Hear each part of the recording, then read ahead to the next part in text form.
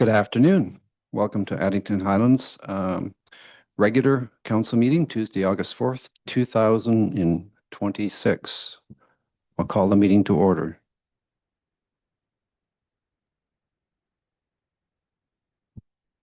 Today's meeting is being streamed live via the Township of Addington Highlands YouTube channel. To those present in the gallery today, by attending a public meeting of council, you are consenting to your image, voice, and comments being recorded. Anyone invited to speak will be recorded, and their voice, image, and comments will form part of the live stream. The chair and/or clerk have the discretion and authority at any time to direct the termination or interruption of the live streaming. Such direction will only be given in exceptional circumstances where deemed relevant. Circumstances may include instances where the content of debate is considered misleading, defamatory, or potentially inappropriate to be published. Notice is hereby provided that under the authority of the Municipal Act 2001 and in accordance with Ontario's Municipal Freedom of Information and Protection of Privacy Act, that all information provided for or at a public meeting/consultation or other public process are considered part of the public record. Members of council staff, delegations, and attendees should be mindful of using names of individuals or entities when discussing matters in public. Attendees are advised that they may be subject to legal action if their actions result in inappropriate and/or unacceptable behavior and/or comments. As per the Township's procedure bylaw as amended, all votes during electronic meetings will be recorded votes. All of council is present in the meeting room at the Addington Highlands Community Centre in Denbigh. Thank you. So we have a motion to approve the agenda. Moved by Councillor Yance, seconded by Councillor Levier. Call the vote. Councillor Thompson? Yes. Deputy Reeve Hook? Yes. Councillor Levier? Yes. Councillor Yance? Yes. That motion is carried. Item 3.1 is adoption of the regular meeting minutes of July the 7th, 2026. Moved by Councillor Thompson, seconded by Deputy Hook. Any errors, omissions? None noted. Call the vote. Councillor Thompson? Yes. Deputy Hook? Yes. Councillor Levier? Yes. Councillor Yance? Yes. And that motion is carried. Item 3.2, adoption of the special meeting minutes of July 14th, 2026. Moved by Councillor Yance, seconded by Councillor Thompson. Any errors, omissions? None noted. Call the vote. Councillor Thompson? Yes. Deputy Reeve Hook? Yes. Councillor Levier? Yes. Councillor Yance? Yes. And that motion is carried. On to Section 4, business arising from the minutes. 4.1 is 2026 asset management plan update. And Christine, I'll turn it over to you. Thank you. So this item is following up on the presentation that we had from the folks from Hemson Group at our last council meeting, where they provided council with a high-level overview of our assets, our current situation with our assets, and the proposed levels of service for council's consideration. Based on the decision that was made at that council meeting on the levels of service, Hemson Group has now completed the draft asset management plan for 2026, and it is attached to my report for council's consideration. I could go over the entire report with council. However, I'm happy to answer any questions. And we also have Andrew in the meeting as well, that he can answer any questions if council has any.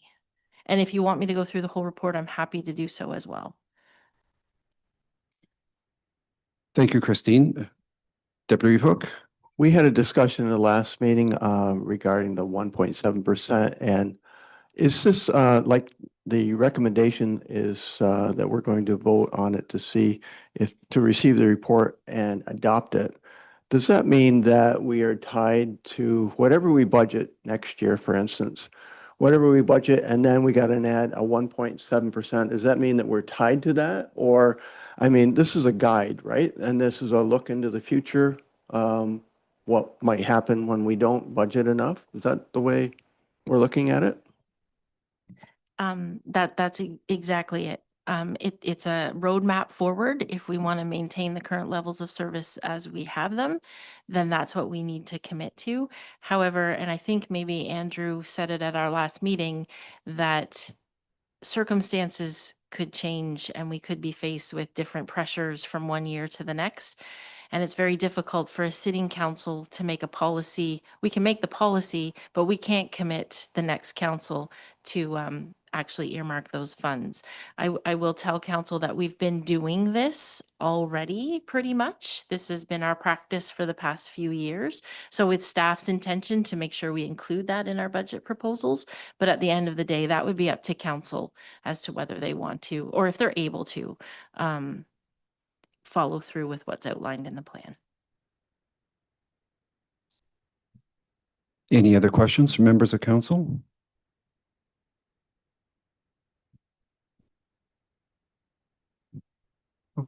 Andrew, do you have anything you want to add? No, through the chair, I think Christine summarized that question pretty well. And so I think that that's good. The report, again, is just based on all the feedback that we got from staff. And, I guess maybe just a nod to staff on the good work and the help from them for us to prepare that report. It is quite a lot of effort, and they did provide a lot of good information and data for us to proceed in that manner. So thank you. Great. Thank you, Andrew. Yeah, so I mean, this, as Christine pointed out, this is a roadmap, and we're already doing a pretty good job of contributing towards our capital programs. So anyway, it's there for the next council to consider, and they're into budget process. So we have a recommendation that the asset management plan be received and it be adopted. Moved by Deputy Fox, seconded by Councillor Thompson.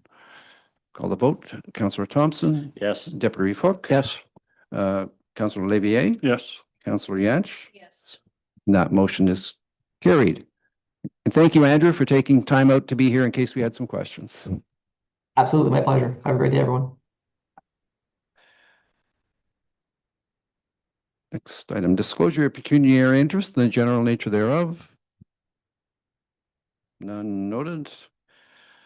Right, Section 6, delegations and petitions. The first one is Abigail Bradley, active balance care and rehab, in a proposal for council to rent parts of our facilities. Did you want to speak, Abigail?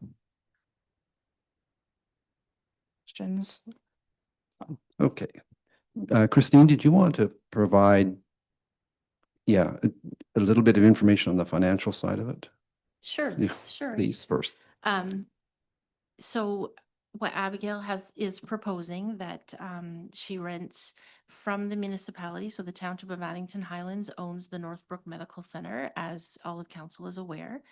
And what she's proposing is that she rent a small office once a week in Northbrook and a similar size space once every 2 weeks here in Denbigh. It would be in no way affiliated with the Lakelands Family Health Team. It just so happens to share a space. The arrangement would be between the municipality and Abigail. There would be a requirement to enter into a lease with the municipality for the small little, I think it's 96 square feet is what we calculated it out. And then there would be also in that contract a requirement for some insurance, the details of which we can then iron out after. For council's information, the rent would work out to approximately $59.90 plus HST per month. What we did is we prorated it on, made it per square foot and then per day, because it's obviously not the same as the rest of the tenants where they're there all the time. So I thought council would like that information prior to making any decisions. Thank you, Christine. Questions from members of council? Deputy Fook? I have some comments. I'm sorry, Abigail, I don't know you. We've never met. But I just wanted to raise the point that we have a ratepayer in our community, Dr. Mitch Broser, who's already doing business in Addington Highlands. He's renting space in the former Bank of Montreal building. He's a chiropractor, you're a physiotherapist. But my understanding, a chiropractor focuses on spinal alignment and joint adjustment. A physiotherapist focuses on overall body movement, strength, and exercise rehab. Is that correct? Yes. And then you're offering other services such as pregnancy and postpartum, which is in your letter. My concern that there's going to be an overlap of services, which they provide at Move Better. And I support your letter, don't get me wrong, but I realize we cannot tell Lakeland's Family Health Team how to run their business either. And having some extra services in our community are a good idea. But, and as Abigail, I think, mentioned, or maybe Christine mentioned, that you would not be advertising the fact that you in any way are part of the Land O'Lakes, Lakeland's Family Health Team. And I'm just hoping that the healthcare providers in Lakeland's Family Health Team do not feel obligated to send you patients or Mitch Broser patients in any way, like, so it's fair. Yes. Because in some cases, you're going to be competing with services from someone who's already established, who's a ratepayer, who's paying and renting. So I just like to see it's fair, and I'm hoping that's the way it will be in the family health team. That's my only concern. Go ahead, Christine. Thank you. Just to make that clear, this is not a part of the, you're correct. This is not part of the Lakelands Family Health Team. This is a service outside of their practice. Yeah, just so happens they're using the same building. And so my concern was that the providers didn't target not target, but ask all the patients go to Abby since she's there. Yep. It, And that's fair. Yeah. Yeah. Okay, that's my only concern, and best of luck to you. Other members of council have questions?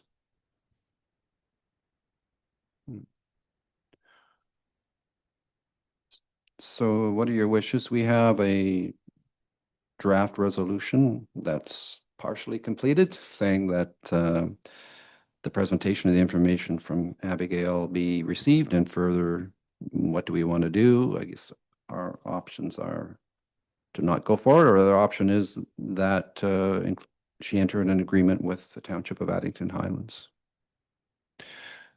Councillor Yan? Yes, thank you. I would agree with this. I think we should have Abigail enter an agreement with the township for rent at the facility in Northbrook. And if I can say something. Yes, please go I ahead. grew up in this area. My maiden name is Tryon. So, yeah, this is my hometown. It's just, I haven't been able to work in my hometown because I haven't had my credentials until now. So this is something I've been working towards since like high school. So it's always kind of been my want to work and provide services back in this area. Great, thank you. One question for you, Christine. Is there anything else do you believe should be part of that resolution? No, I think as long as I have the approval from council that the township enters into a lease agreement with Abby, that should be sufficient. The content of the lease would be similar to what currently exists at the facility. So it would be the same as with Dynacare, with the pharmacy, and with Lakeland's Family Health Team. The only difference would be the square footage. Okay, thank you. So I believe that was moved by you, Councillor Yatch. Okay, and we have a seconder for it, Councillor Olivier. Any other comments from council? Call the vote. Councillor Thompson? Yes. Deputy Reeve Hook? Yes. Councillor Olivier? Yes. Councillor Yatch? Yes. And that motion is carried. Thank you, Abby. Move on to item 6.2, Connor McAvan, Energy Analyst for Sustainable Projects Group, regarding our greenhouse gas reduction study. Guess we can turn that over. I guess we're working on that. Thank you. I appreciate that. It's nice to meet everybody. Before you go ahead, can his volume be turned up a little bit? Is that possible? Rory, is that any better on your end? No, it's not. It's just in the meeting room we're in here right now, Connor, your voice is relatively faint. Yeah, sorry. Is this any better for your end? Is it coming through any clearer? That's slightly louder, yes. Also, we have Christine, our CAO, is just looking at the equipment right now, just to Okay, determine whether, sure. I guess oh, to that's start better. with, that's Yeah. better. Perfect. Wonderful. Can- Sorry about that. I apologize. No, that's better, yes. Excellent. Great. Yeah, my Just name's hit me. Connor Oh, McAdam, and I am an energy analyst too with Sustainable Projects Group. And today I also have Reem on the call with me, and she is our team leader over at the Toronto department. So I'm going to share my screen. We've put together a PowerPoint presentation to go over today. But the main purpose of today's meeting here, or I guess my portion of it, is just to fill you in on the Township of Addington Highlands greenhouse gas feasibility study. So I'm going to try to share my screen here, and this should work, assuming there are permissions. Are you able to see this presentation? not yet. Okay. Yep, Yep. there it is. Okay. Perfect. Okay, we'll get underway. We have quite a bit to cover, and I just want to respect everybody's time here today, so we will jump right into it. Great. First, I just want to start off by mentioning that SPG was retained to complete this feasibility study for the township. And these projects are made possible through funding with the Green Municipal Fund. So the GMF programs offer financial incentives in the form of grants and loans to implement various energy conservation measures to improve your building's performance. So ultimately, our goal here is to try and reduce your energy consumption within your facilities and the associated greenhouse gas emissions as well. So by implementing the pathways that we're going to be discussing, you're going to be able to get funding to implement these actionable and what we'll see are often financially strong pathways to decarbonization and sustainable building operation. We are going to provide some background information and have a discussion about, what greenhouse gas emissions are in our buildings and the various methods we can use to decarbonize our facilities. We'll talk a little bit about the pathway goals and requirements of the program, along with the methodology that we use to complete this study. We're going to take a quick look at the baseline facility consumption, but again, our key focus today is to highlight the results for each facility and to kind of give some explanation as to how you can interpret and understand these results in a proper context. Okay, starting off, so where do greenhouse gas emissions come from in our buildings? The first may seem fairly obvious. They're Scope 1 emissions. So whenever we burn fossil fuels on site through furnaces or boilers, that is associated with greenhouse gas emissions. The second is a little less obvious, and these are Scope 2 emissions. So when we produce electricity that we use in our buildings, that is associated with greenhouse gas emissions. And this will vary depending on province based on how you produce electricity. For example, I'm in Nova Scotia. Our electricity is a little bit dirtier because we still produce it by burning coal. Whereas in Ontario, as you'll see, the emissions are very, very clean, given a higher share of renewable energy sources. To calculate our greenhouse gas emissions in our facilities, we multiply our utility consumption by the respective emission factor. And you can see the relative factors in the table presented on this slide.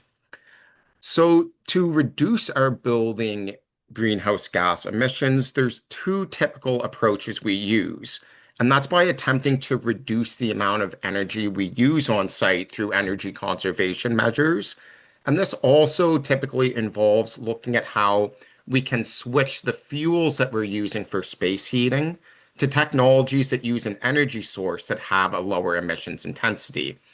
So what you'll see in this study, typically we've examined replacing furnaces and boilers with high performance heat pumps.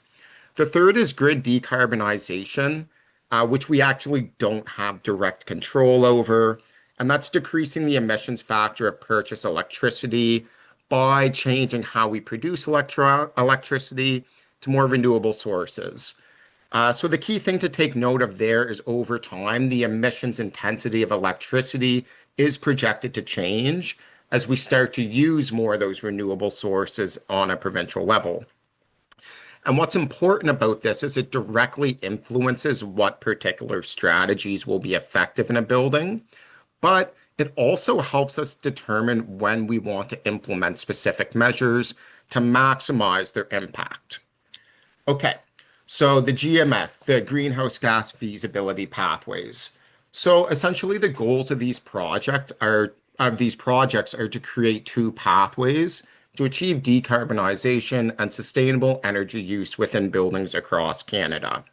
To be eligible for the grant and loan amounts that the GMF offers, there's two key targets that need to be hit. First, we have to reduce our building's baseline greenhouse gas emissions by 50% within 10 years. And we also need to meet best in practice energy targets within 20 years. And how these are defined are through a facility's energy use intensity, which is the total energy consumption, which is divided by a building's floor area. This provides a standardized measure of evaluating building performance.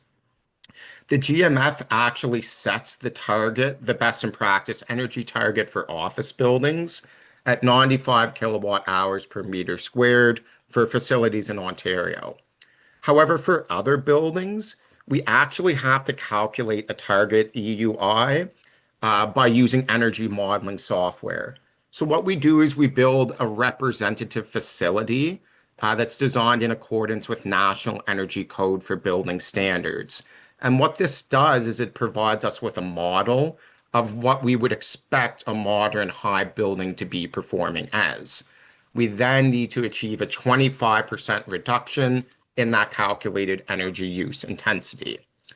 Pathway 2 adopts more of a short-term deep retrofit and is more of an immediate decarbonization scenario. So again, it has the same targets, but we need to implement all of the measures that we'll be exploring to achieve the pathway goals within 5 years. Typically, pathway 1 is the approach we want to recommend, as it allows us to recommend the replacement of equipment as your existing assets are approaching the end of their anticipated service life. However, pathway 2 does have the benefits of allowing utility cost savings to accumulate over a greater portion of the study period, and you'll also see greater lifetime emission reductions in your facilities. Okay, so to achieve these pathway goals, we followed our standardized methodology, which began by completing energy assessments on 10 facilities in Flinton, Denbigh, and Northbrook. We then moved into our analysis phase where we conducted detailed energy modeling for each facility, and we calculated those reference EUI models to obtain the target values that must be satisfied. We then designed a series of energy conservation measures for each facility to ensure that we could hit our pathway goals. Following our analysis phase, we hosted a design workshop with the township in which we screened out potential measures for inclusion. We really want to make sure that all feasibility considerations were being accounted for and that measures that the municipality was particularly interested in were approved in the pathways that we designed. Following this workshop, we actually got into the nitty-gritty and designed our pathways. So obviously our key focus here was to achieve the program requirements so you could gain access to those financial incentive programs. However, we definitely want to approach this in a manner where we could offer you pathways towards decarbonization that made financial sense. And how we assess this is by looking at the net present value of a particular series of energy conservation measures. So essentially, a net present value is the total value of a project's expected future costs over its lifetime. We then discount that to present day dollars and compare it against its initial implementation costs. The key thing, what does this really mean? If we're seeing a net present value that exceeds 0, that's a clear indication that we expect this to be a strong financially performing pathway. we're getting a favorable investment that's expected to bring financial returns through its life. It's absolutely critical to note before we look at the results for each facility that net present values in our study don't consider the presence of the incentive, the grants, and the loan amounts that you're going to be eligible for. Therefore, the NPVs that you're going to be seeing are actually going to be much more favorable because we're directly bringing down your project costs, which makes an investment more financially suitable throughout its lifetime. We also wanted to put our implementation timelines to be aligned with when you're going to need to replace the equipment in your facilities. And that's the second thing I really want everyone to keep in mind as we go through this. If you don't pursue these pathways, you're still going to have to replace the equipment that we've analyzed throughout these studies, throughout the portion, the next 20 years of the study period. You're also going to miss out on utility cost savings by just making those like-for-like equipment replacements. So even if we're seeing net present values that don't look super favorable on paper, once we consider that this equipment needs to be replaced anyway, and we're leaving money on the table in forms of grants and loan amounts, let alone utility cost savings, those NPVs start to make a lot more sense. We then hosted our decision-making workshop in which we screened the pathways with the municipality for final decisions, and we finalized our portfolio and submitted our reports for review.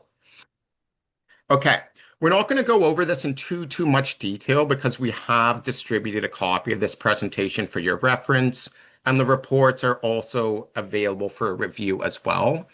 The key thing to keep in mind here is that we've sorted our facilities in ascending order of how energy intensive they are through their energy use intensity. And the reason we did this is that you can see certain facilities, such as Denbigh Fire Hall, actually have a lower relative greenhouse gas emissions compared to their energy use intensity. So what this is telling us that this building, although its emissions aren't as significant as, say, Northbrook Garage, this facility is using a lot of energy for its size. And this gives a clear indication to us that there's significant opportunities for improvement.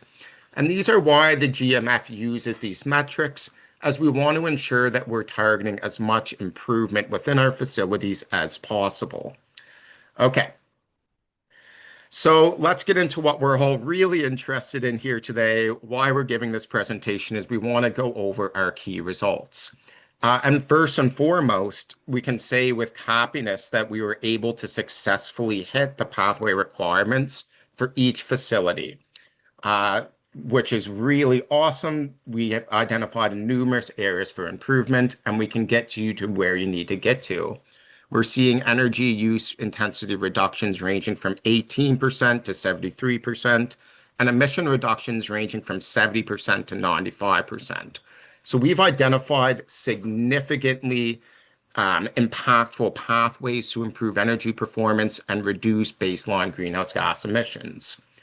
We're not going to highlight every single facility, as I've mentioned, just for the sake of time, but we are going to discuss the pathways that already make financial sense, even prior to considering the presence of those incentive and grants.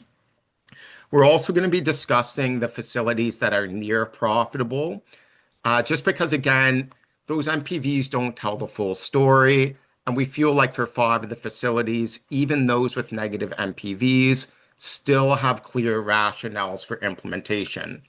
Finally, we'll briefly mention for the remaining facilities why there still are considerations to take into mind when we're deciding whether or not to actually pursue our pathways. Okay, so let's start by taking a look at Northbrook Garage. So Northbrook Garage, this pathway is the most financially sound pathway that we developed for any facility. So we're seeing our year 0 project costs coming in at $56,000. And we're seeing a net present value that greatly exceeds that at $85,000. So again, how to interpret this is we're actually getting more money back from our utility cost savings by implementing each ECM that you can see in this table than we're spending to implement it. So again, this pathway makes clear financial sense. You're able to implement high performance equipment within the facilities, and you're going to get money back from doing this even prior to receiving any grant amounts from the GMF or any loan amounts as well.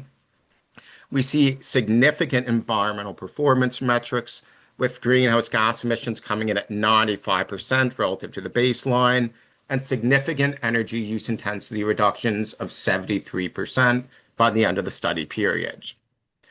The second facility we're going to highlight today is Denbigh Garage.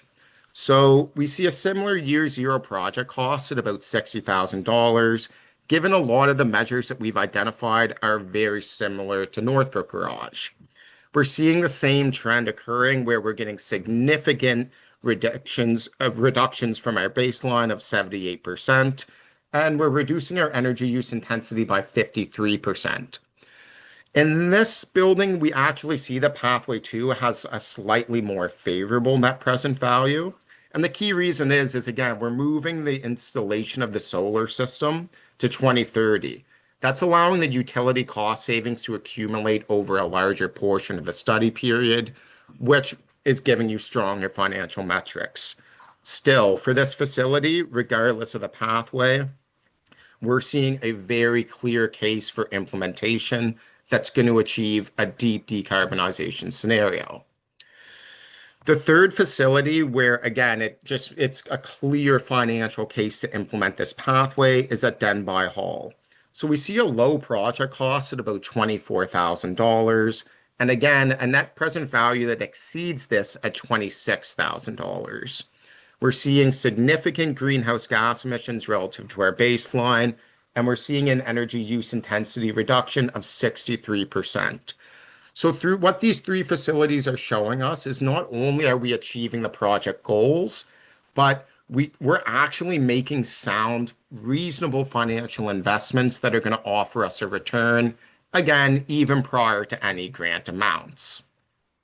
We're now starting to get into the facilities where the net present values are starting to dip into the negatives. And often this is because the equipment we need to replace is more expensive. And we typically use conservative estimates for anticipated service lives of our energy conservation measures. We don't want to overestimate any of the savings we're giving you. So for that reason, the utility cost savings just don't accumulate over a longer period. In reality, more of this equipment could likely exceed that, which would make the net present values more favorable. Still, in this facility, we're reducing our baseline emissions by 70%, and we're getting an EUI reduction by of 32%, by the end of the study period. And again, although those net present values are negative, they are very close to zero, especially in pathway 1. Once you incorporate the big grant amounts and loan amounts that are available to you, we're quite confident that you would actually expect this pathway to be in the positive net present value. So it would very, very likely be a favorable financial move. Moving into Flint and Library, we are starting to see the net present values decrease a little bit lower. Again, given the same reasons that we've been discussing, but we're still seeing emission reductions of 81% by the end of the study period and an energy use intensity reduction of 56%. So significant environmental progress, a fairly reasonable year zero cost, and NPVs that aren't really that negative, especially considering, that's why this funding is here. The GMF understands that often green building pathways don't have favorable net present values, just given the high equipment costs to replace and implement these high performance technologies. Once we take a look at the remaining facilities, we are starting to see our net present values decrease quite significantly, especially in Flint and Hall and Addington Highlands Community Center. And again, the key reason for that is because there's a lot of equipment in these facilities that needs to be replaced. And a lot of it comes with high price tags as well. However, as I previously mentioned, you still have to keep in mind that it's not cheap to replace that with standard like-for-like equipment upgrades. You're going to miss out on utility cost savings, that are presented in the appendices section that, again, help to offset those initial investments. Further, you're not going to get the financial support to implement these projects, and you're not going to make any progress towards building decarbonization. We see deep reductions in every single facility from 70 to 82%, as mentioned, and significant reductions to our baseline energy use intensity.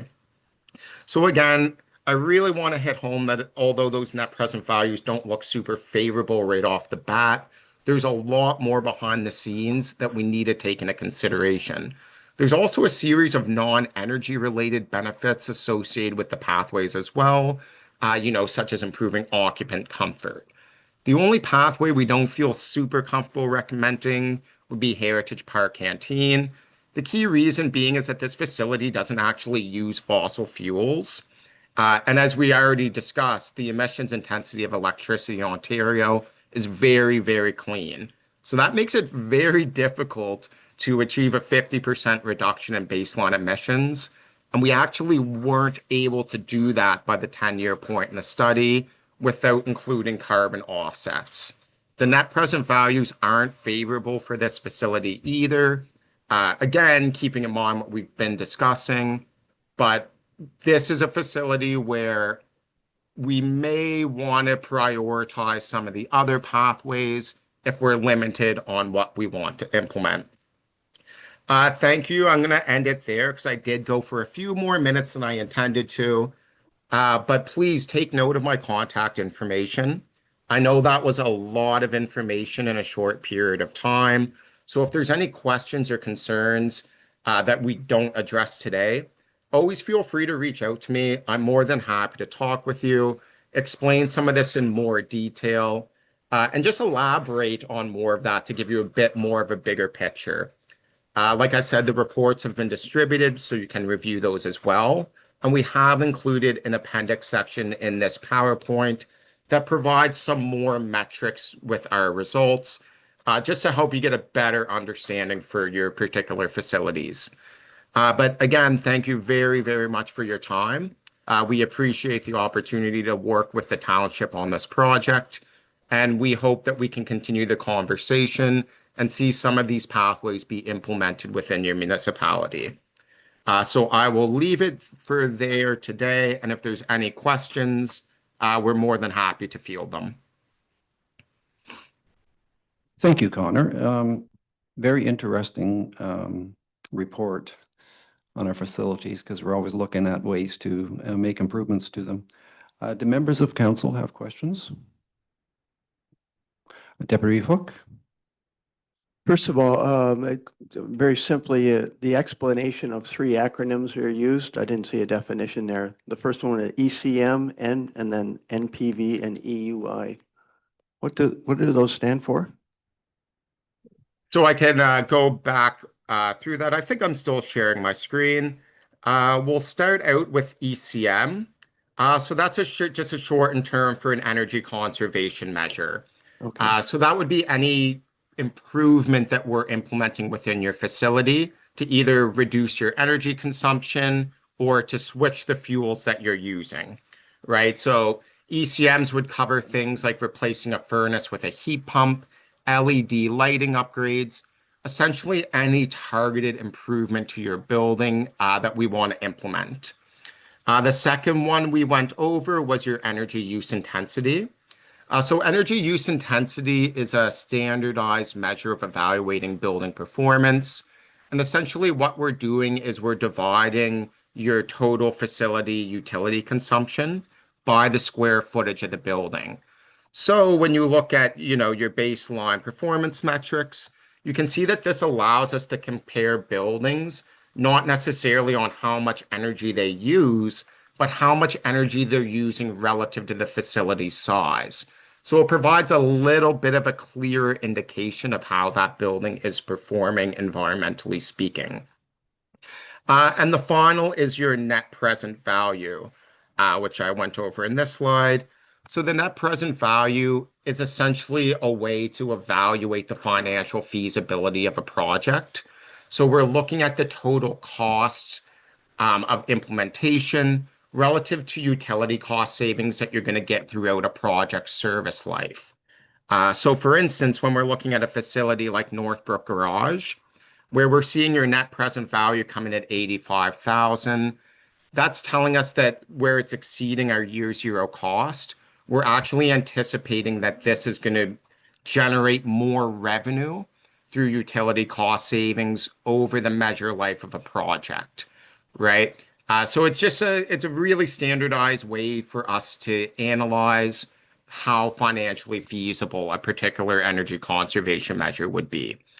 So for instance, in this one, your heat pump, where the MPV is $49,000, we're projecting this is a better investment than it's actually going to cost to implement. Does that clarify things a bit for you? It does. And may I ask one more question? Absolutely. So I understand we undertook the study to help us, so when we apply for the Green Municipal Fund, it's a requirement. How difficult or easy is it to get those funds? How competitive is it? I would imagine most grant programs are very competitive. Any idea, like, do 50% of the applicants get money? And if they do, how much are you looking for as a percentage? What do you normally apply for? Yeah, so as long as you can prove, and we'll be submitting some additional packages to the Green Municipal Fund as well. So we'll be submitting your reports along with supporting energy models that we've designed. So essentially, our job as your consultants are to prove to the GMF that these projects have been engineered, that you can satisfy your pathway goals. So successfully implementing these pathways grants you eligibility for the program. So technically, you're already in. We just need to show them that it's actually feasible and possible to hit the targets that they set. I believe you are eligible for 25% of the associated project costs and loan amounts of up to 80% of the costs. So what isn't covered by the grants, you can get loan amounts for. And then the rationale is that the utility cost savings that you're going to be getting over a particular measure's lifespan will actually generate revenue that you can be using to repay that loan amount. I can do some additional digging and forward it to Christine just to make sure that those financial metrics are correct. But I'm almost confident it would be a 25% grant on your total project cost and an 80% loan. And we can forward all that information on the particular program. There's a lot more information on the program that we should be aware of that we didn't cover today, just given respect for timing. So we can gather some of that information and forward it to council following this meeting. Are there any other questions from members of council? I have a question, Connor, or maybe the questions for Christine Reed. Today, obviously, we're going to receive this report, and are we expected to adopt this report or this plan today? I guess when you look at how this would be implemented, obviously it will go through every year that we were looking at doing something, it would go through the budget process. But the plan, I believe we have to adopt that plan in principle Yeah, sure the process. Yeah, so realistically, I mean, nothing is prescriptive to you, right? So we don't have to necessarily pursue these pathways. By being a part of this program, you do have access to those funds should you decide to go through and make the upgrades to your facilities that we've recommended. And that's one thing we did pay close attention to when we were doing our reports, was ensuring that we were phasing out your equipment replacements over time. That way you could incorporate this into your annual budgets.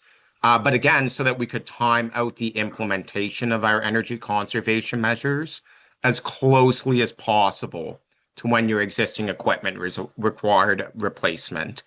And adopting that strategy just makes the most financial sense because we're making equipment upgrades when we would have to replace equipment anyway. We're allowing time for this to go through the budget process. And again, we're implementing things in a manner that are going to be profitable for us. So there's no obligation to necessarily pursue any of these pathways. You may choose to implement the pathways in certain facilities and not others. So that's kind of the next steps for you guys as the township and as the council is to, take a look at the reports for each facility that we've distributed to you. You'll have a copy of this presentation that has the appendix section with additional information, and then decide what's going to work best for your municipality. At the end of the day, we want to help you as much as possible. We want to help you implement these upgrades, but we certainly don't want you to feel like you're locked into any of these decisions. Again, our core mission here was to design pathways that were appropriate for the township, that made financial sense, and that, again, we thought there was a clear case for implementation. But there are no obligations to pursue anything, keeping in mind that the GMF is going to be dispersing your grant or your loan amounts based on if you follow the pathways that we've designed. And that was kind of the rationale between having our decision-making workshops and our design workshops. We're just to ensure that we were really capturing all of the feasibility considerations and ensuring that we were recommending pathways that we weren't telling you what to do, but pathways that we had designed through this collaborative process. Does that answer your question? Mostly, but Jeff, do you want to go? Mike, yeah, I'm just trying to sort of clearly understand. We can receive this report, but are we expected to adopt this plan? Otherwise, we're just receiving it. No, so again, you don't have to adopt the plans that we're recommending to you. But what we've done, if, to gain access to the grant and loan amounts, you would have to follow the pathways that we've established, because that's what we've demonstrated to the Green Municipal Fund will achieve your pathway goals. So there's no expectation that you go forward. There's no hard requirement that you commit to doing this. However, if there's particular pathways that you do decide to pursue, you would be expected to follow the pathways that we've outlined, and that would get you access to the grant and loan amounts that are available to you.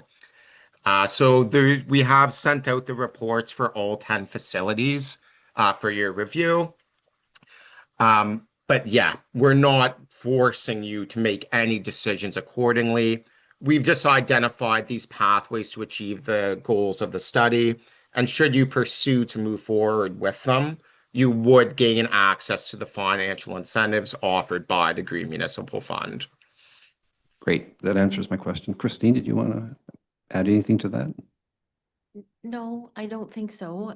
Thank you, Connor, for the presentation. I just wanted for council's clarification on the participants in the design workshops, and a lot of work has gone into this on the part of our department heads as well. So this wasn't just sort of done an exercise just on his own. Dave participated, Casey, Brett, myself, Tanya. And as Connor mentioned, the idea of the study is simply a document that kind of gives us some options for moving forward and the ability to access funding for the completion of those projects. So just receiving it is good. Thank you. Councillor Thompson? Yeah, so these grants, they're available like in 2027 too. It's just not this year, right? Because Yeah, so sorry, I cut you off there. Was Well, that your we're- question, or was there anything well, else? we're at the end of a term, so I'm just thinking, we don't have a lot of time to actually delve into this and decide, which facilities we'd like to do, or maybe whatever, but I just was more concerned about when the grants, if they're available in 2027 or 2028, so. Yeah, so the short answer is yes. The more useful answer is the grants are available like in most financial incentive programs until the committed funding's been exhausted. So once we submit these reports, We're in the final stages. We've submitted the reports for each facility, and right now, the department heads, as Christine mentioned, are reviewing them, providing any final feedback to us. But once we submit those reports, our supporting energy models, and you go through and complete all the final application processes with the GMF, you'll be in. So you will have that amount allocated to you based on what they approve. So they're going to review the pathways, they're going to review what you're going to be looking to implement, and then you would have that funding committed to you. Because of course we can't go and implement all these measures immediately. As you mentioned, we are at the end of the year, and they understand that. So we should be fine. There's still lots of funding available. So once we get everything submitted, yes, you'll be fine for 2027. Once we start to move into 2028, it is possible that the funding could be exhausted by then. That being said, where we're going to have this submitted by the end of the summer, you'll be fine to move forward. We do kind of recommend, though, in grants and incentive programs are always like that. It's, who's opportunistic and move first gets that funding committed. So we don't want to take too long, not to put any undue pressure on anybody. But we do recommend that, now that we're receiving these reports, we start to consider this in our future discussions. We start to consider this with other department heads, and we decide if any of these plans we actually want to implement. Like as we've demonstrated for 3 of our facilities where we're seeing those positive net present values, we recommend pursuing it even without the presence of the grants, given the financial metrics we've calculated. So if you feel the same and you want to pursue those pathways, we do recommend completing the application processes sooner rather than later, just to ensure that you are committed to that funding. But yes, if you look at implementing this in 2027, provided everything's been completed, you should have access to those grant amounts. Yes. Thank you. Christine, do you have a comment? Just one comment, and I don't mean to drag this on a little more, but when we started this, the original proposals were 2026 to begin. And realistically speaking, from the point of view of staff, it's impossible to implement it in 2026. So each of the department heads have the results of the study, and with the intention of looking to that in the 2027 budget year. And then at that point, we'll be looking at available funding. Does that? Great. Thank you. Any other questions from council? So we have a recommended motion here that I won't read it all. Essentially, the highlight is that we received the report. That's the essence of it. Moved by Deputy Reeve Hook, seconded by Councillor Levier. Any other questions? Call the vote. Councillor Thompson? Yes. Deputy Reeve Hook? Yes. Councillor Levier? Yes. Councillor Yantch? Yes. That motion is carried. And there we have something to work with. Thank you very much, Connor, for taking the time today and providing a great summary of that study. Absolutely. Thank you all very much for the time today. It was great to meet and talk to you all virtually. Unfortunately, my video still isn't working, but yeah, it was great to meet and discuss this with you all. And like I said, if there's any further questions or you want to connect with me and get any additional clarification, please never hesitate to reach out. We're more than happy to continue the dialogue. That's great. Thank you. Great. Thanks, everybody, and I hope you have a wonderful day. Take care. So we'll move on to item 6.3, the Township of Addington Highlands official plan. We'll turn that over to Mark Toe, who's going to lead us through it. Welcome here today, Mark. All right. Thank you. And through you, Rich. So I think I will be controlling the slideshow here, but I'll just open up with just a quick background intro. So we're now at the point with the official plan update project where we have a what we're calling a circulation draft of the complete update that's now been shared with the public. And then we're moving towards completion. So today, this is a council meeting presentation, specifically not a statutory public meeting. But following this, we will have an open house, which includes a presentation to the public, as well as an in-person kind of component where people can walk around and look at various boards with maps and key policies, et cetera, on them. So with that, I will start going through. Just see how am I advancing here? I'll click down. Oh, scroll down, there we go. All right, perfect. So the presentation, I'll keep it fairly brief, just because we do have the open house later today as well, and the Q&A session associated with that too. But we'll just go through the project schedule, kind of big picture planning policy updates, what's going on at the provincial level, at the county level, and how they affect the township, and then policy change highlights that are proposed through the OP update itself. I'll just walk through the draft official plan schedules, one version of each, just so you have a sense of what's changing, what's not, and then just go on to next steps after that. So we're kind of in what we initially envisioned as a 4-phase project, starting about 5 years ago now, and it's really been drawn out for a number of reasons, really from kind of outside factors. So starting with phase 1, that was kind of the initial project startup, doing usual background research, gathering up information about demographics, building permit starts, severances, what development activities happening in the township. And then we go on to kind of form recommendations, which was at phase 2, existing conditions, discussion papers, and then recommendations to council of that. And so what happened really between 2021 and today, but kind of into last year, really was the province has had the 2020 provincial policy statement, which is the province's big planning document. They've been making noise about doing an update. The county of Lennox and Addington has their county OP. They had also been talking about doing an update. And those two are kind of back and forth. Okay, and a lot of municipalities are in the same boat where we don't really want to do a big update if the province is going to update the provincial policy statement again. And so the county was saying, well, we don't want to do our county OP update if the province is going to change things. And then the township, just like, Stone Mills, Napanee, Loyal's Township, and a lot of other municipalities, everybody was kind of like start, stop, because they weren't sure where the process was headed. So finally, the province in 2024 released the provincial planning statement, which is a fairly significant rewrite of the PPS.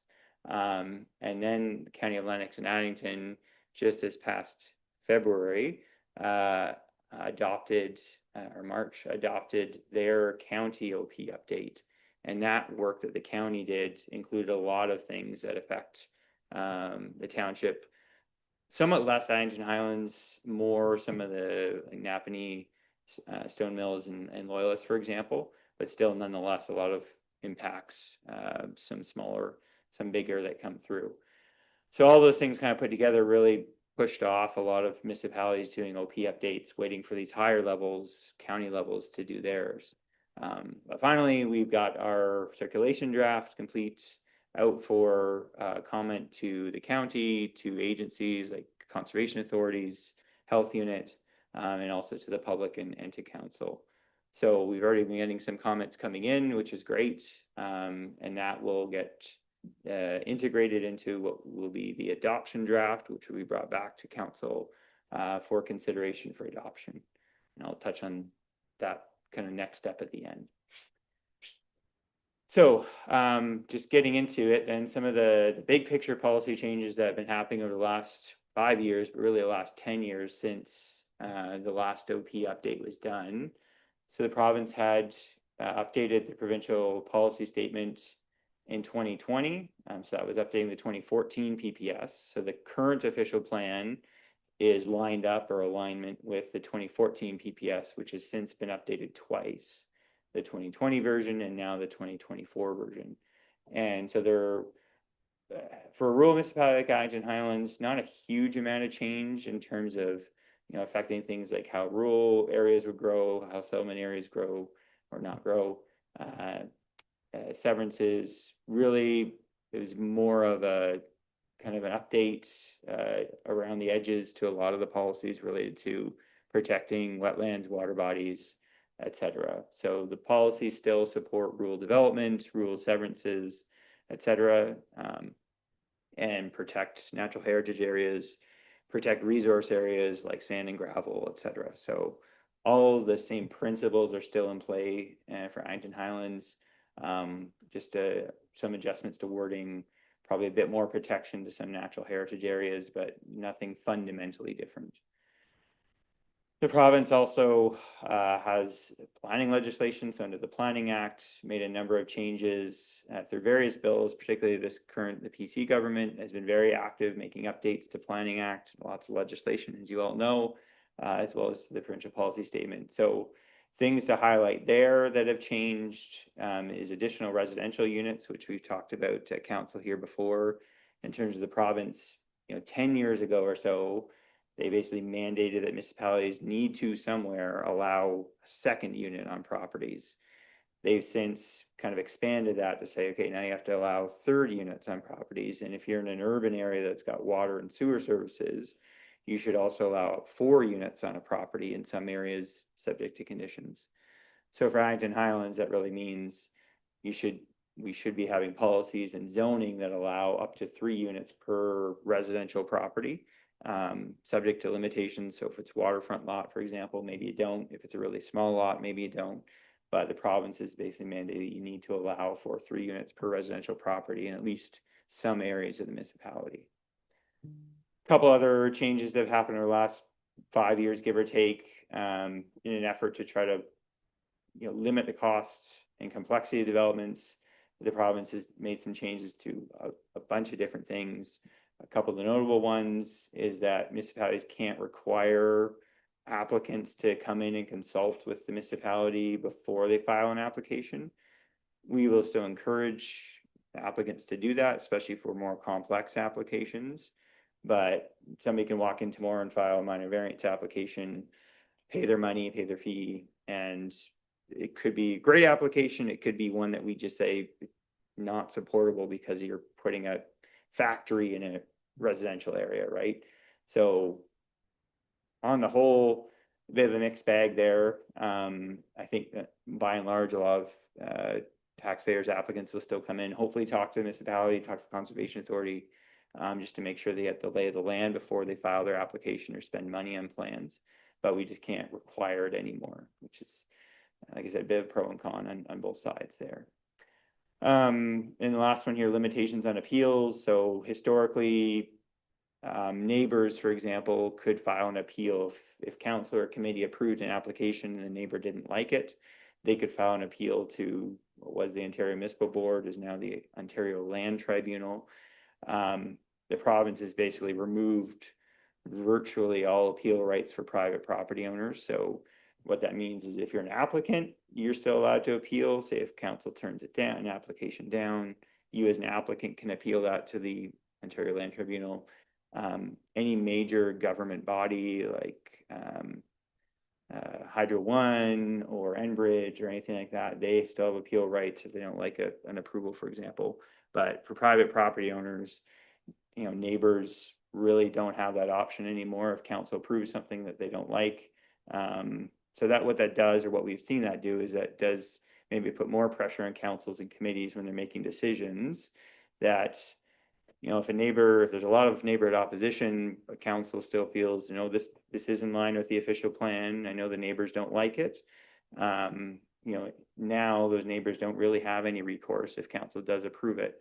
So we've certainly seen councils try to be more, play that role of negotiator almost, or trying to find some more resolutions at the council level, rather than saying, if the neighbors really don't like it, they have the option to appeal. That's not really available in 99% of cases anymore. The intention of the province, and when they made that change, was really to say, we want to provide, we're in a housing crisis, we need to provide more housing. We don't want to see major housing projects like a 100-unit apartment building. We don't want to see it held up for 6 months or a year because a couple of neighbors didn't like the fact that it was going to shadow their backyard in the city. That's really what the intent kind of from the province outlined was, but obviously in other scenarios, maybe it would have been better to have appeals, but that's just something to be aware of as a council. And finally, at the county level, and then spill over down to the township, as I said before, the township OP was approved the update was last approved in 2014. After that, the county was mandated by the province to create their own official plan, which came in 2016.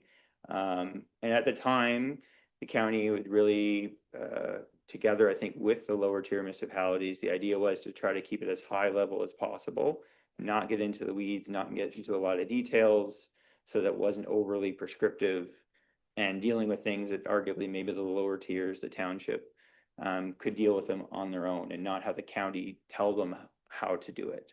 So that was really, by and large, I think the county OP was like that. And then in 2026, the county updated their OP again, and partly because of direction from the province, requiring things like a natural heritage study to be done by the county. What we saw, or what we see, is that the new county OP, the updated county OP, is more detailed, is more prescriptive. There's a lot more detail in there about, for example, how development next to water bodies and wetlands can occur. So basically, in the adoption draft of the township OP that we have now, it's a lot of, here's the county OP policy. It's really detailed, really prescriptive. We are basically forced to implement that at the township level with very little flexibility. In some cases, it's not really a significant change from what we had before. 30-meter setback from the water, that's basically the same. There's still flexibility in there about when you require a study or allowances to have an addition to a cottage, so that you can continue to do that type of thing. But it's basically in most cases a circumstance where we have to take that county OP policy and more or less implement it verbatim. We could spend time kind of wordsmithing a little bit, rewrite it in a different way, but the effect is probably the same. So just something to be aware of there. And that's not necessarily to say that the county doing it was incorrect. It was basically the province saying, counties, you now need to do this natural heritage study, and you need to implement that study through your county OP. And then all the lower tiers naturally have to follow suit. So it's a bit of a top-down kind of direction from the province through the county to the township. Other things that change at the county level, just environmental protection policies we've talked about, and then the mapping that goes along with it. Not really a whole lot of changes for Addington Highlands because we're in the Canadian Shield. 97% of the townships in the Canadian Shield area. So it's really the 3 southern municipalities that were most affected by that. So we don't have, for example, significant woodlands applied all across the municipality, which if you look at Napanee, for example, you see the newspapers, lots of concerns about a lot of new kind of layers of protection added due to natural heritage. So Addington Highlands doesn't have that because of the fact that we're in the Shield. New mineral aggregates and mineral protection policies, mostly the same. Again, being in the Shield, we kind of sidestep a lot of the criteria that the lower or more southerly municipalities have. And then lastly, updated population projections. So this is really just the county identifies, based on Statistics Canada growth, what the rate of growth for housing, population, employment, et cetera, looks like. And really, it's consistent with what we had identified previously, by and large, in terms of how the growth will happen for the township over the next 20 years. So on to the OP itself for the update. I've just included this just so you have a sense of kind of the table of contents, basically, for the updated official plan. It's all very consistent with what is currently in the plan in terms of sections. So kind of start out with a high level vision, goals, objectives, et cetera. Then you get into the details about for land use. So if you're in the rural area, if you're in the hamlet areas, what more specifically is required or permitted there. And then you have general development policies. So that would be related to just kind of how development happens, generally speaking, like compatibility. Natural heritage, so this deals with development next to water bodies, for example. Water resource policies is really about groundwater, protection of groundwater. Community improvement, so this is about if the municipality wanted to implement community improvement plans. This sets out kind of some high level direction about how those could be implemented. Infrastructure is really about servicing, so if you're doing wells and septics, guidance on those. Roads as well, so fairly self-explanatory. And then section 10, implementation, interpretation, is really just kind of meat and potatoes about types of applications, how they're processed, and then definitions. And then there's 4 land use schedules. So there's land use, and I'll go through an example of each of these at the end. Resources, which is really like mineral aggregates, the sand and gravel, bedrock, that type of thing. Natural heritage, so this is kind of water bodies, wetlands, ANSIs.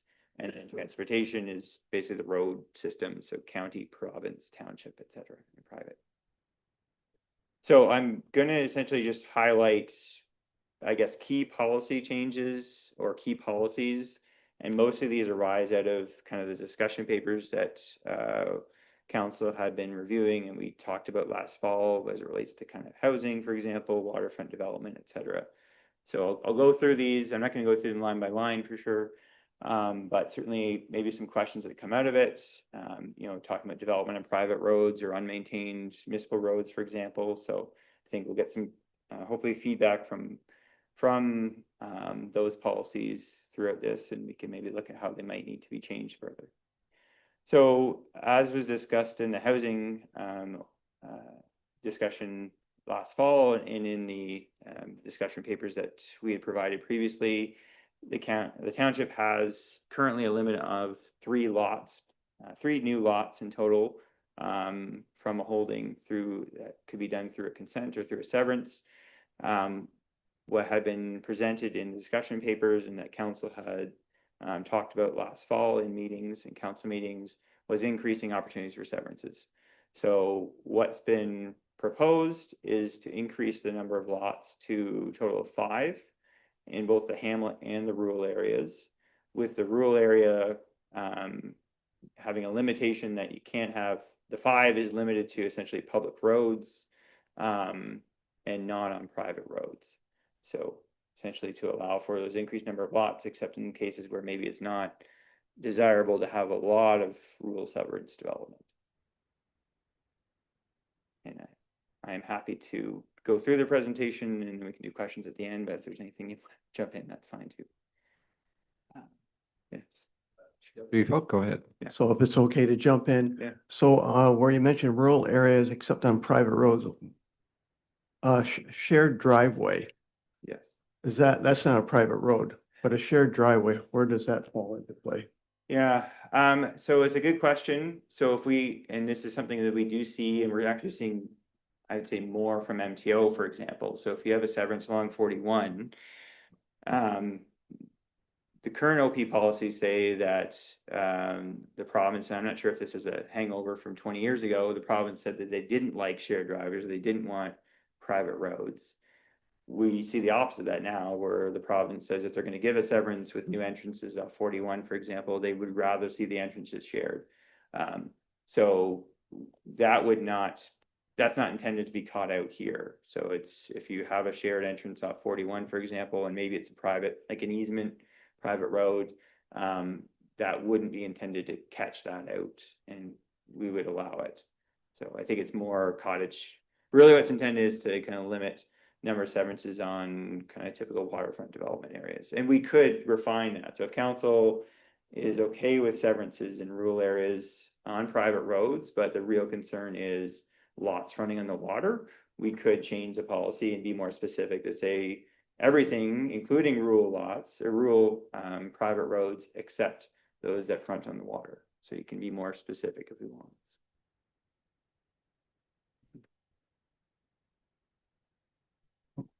So you can continue on then. Yeah. Okay, so next few slides just deal with additional residential units and then also multi-unit development and affordable housing. So as was discussed in previous discussion papers, there is a requirement to have ARUs, additional residential units, And so we've added those in.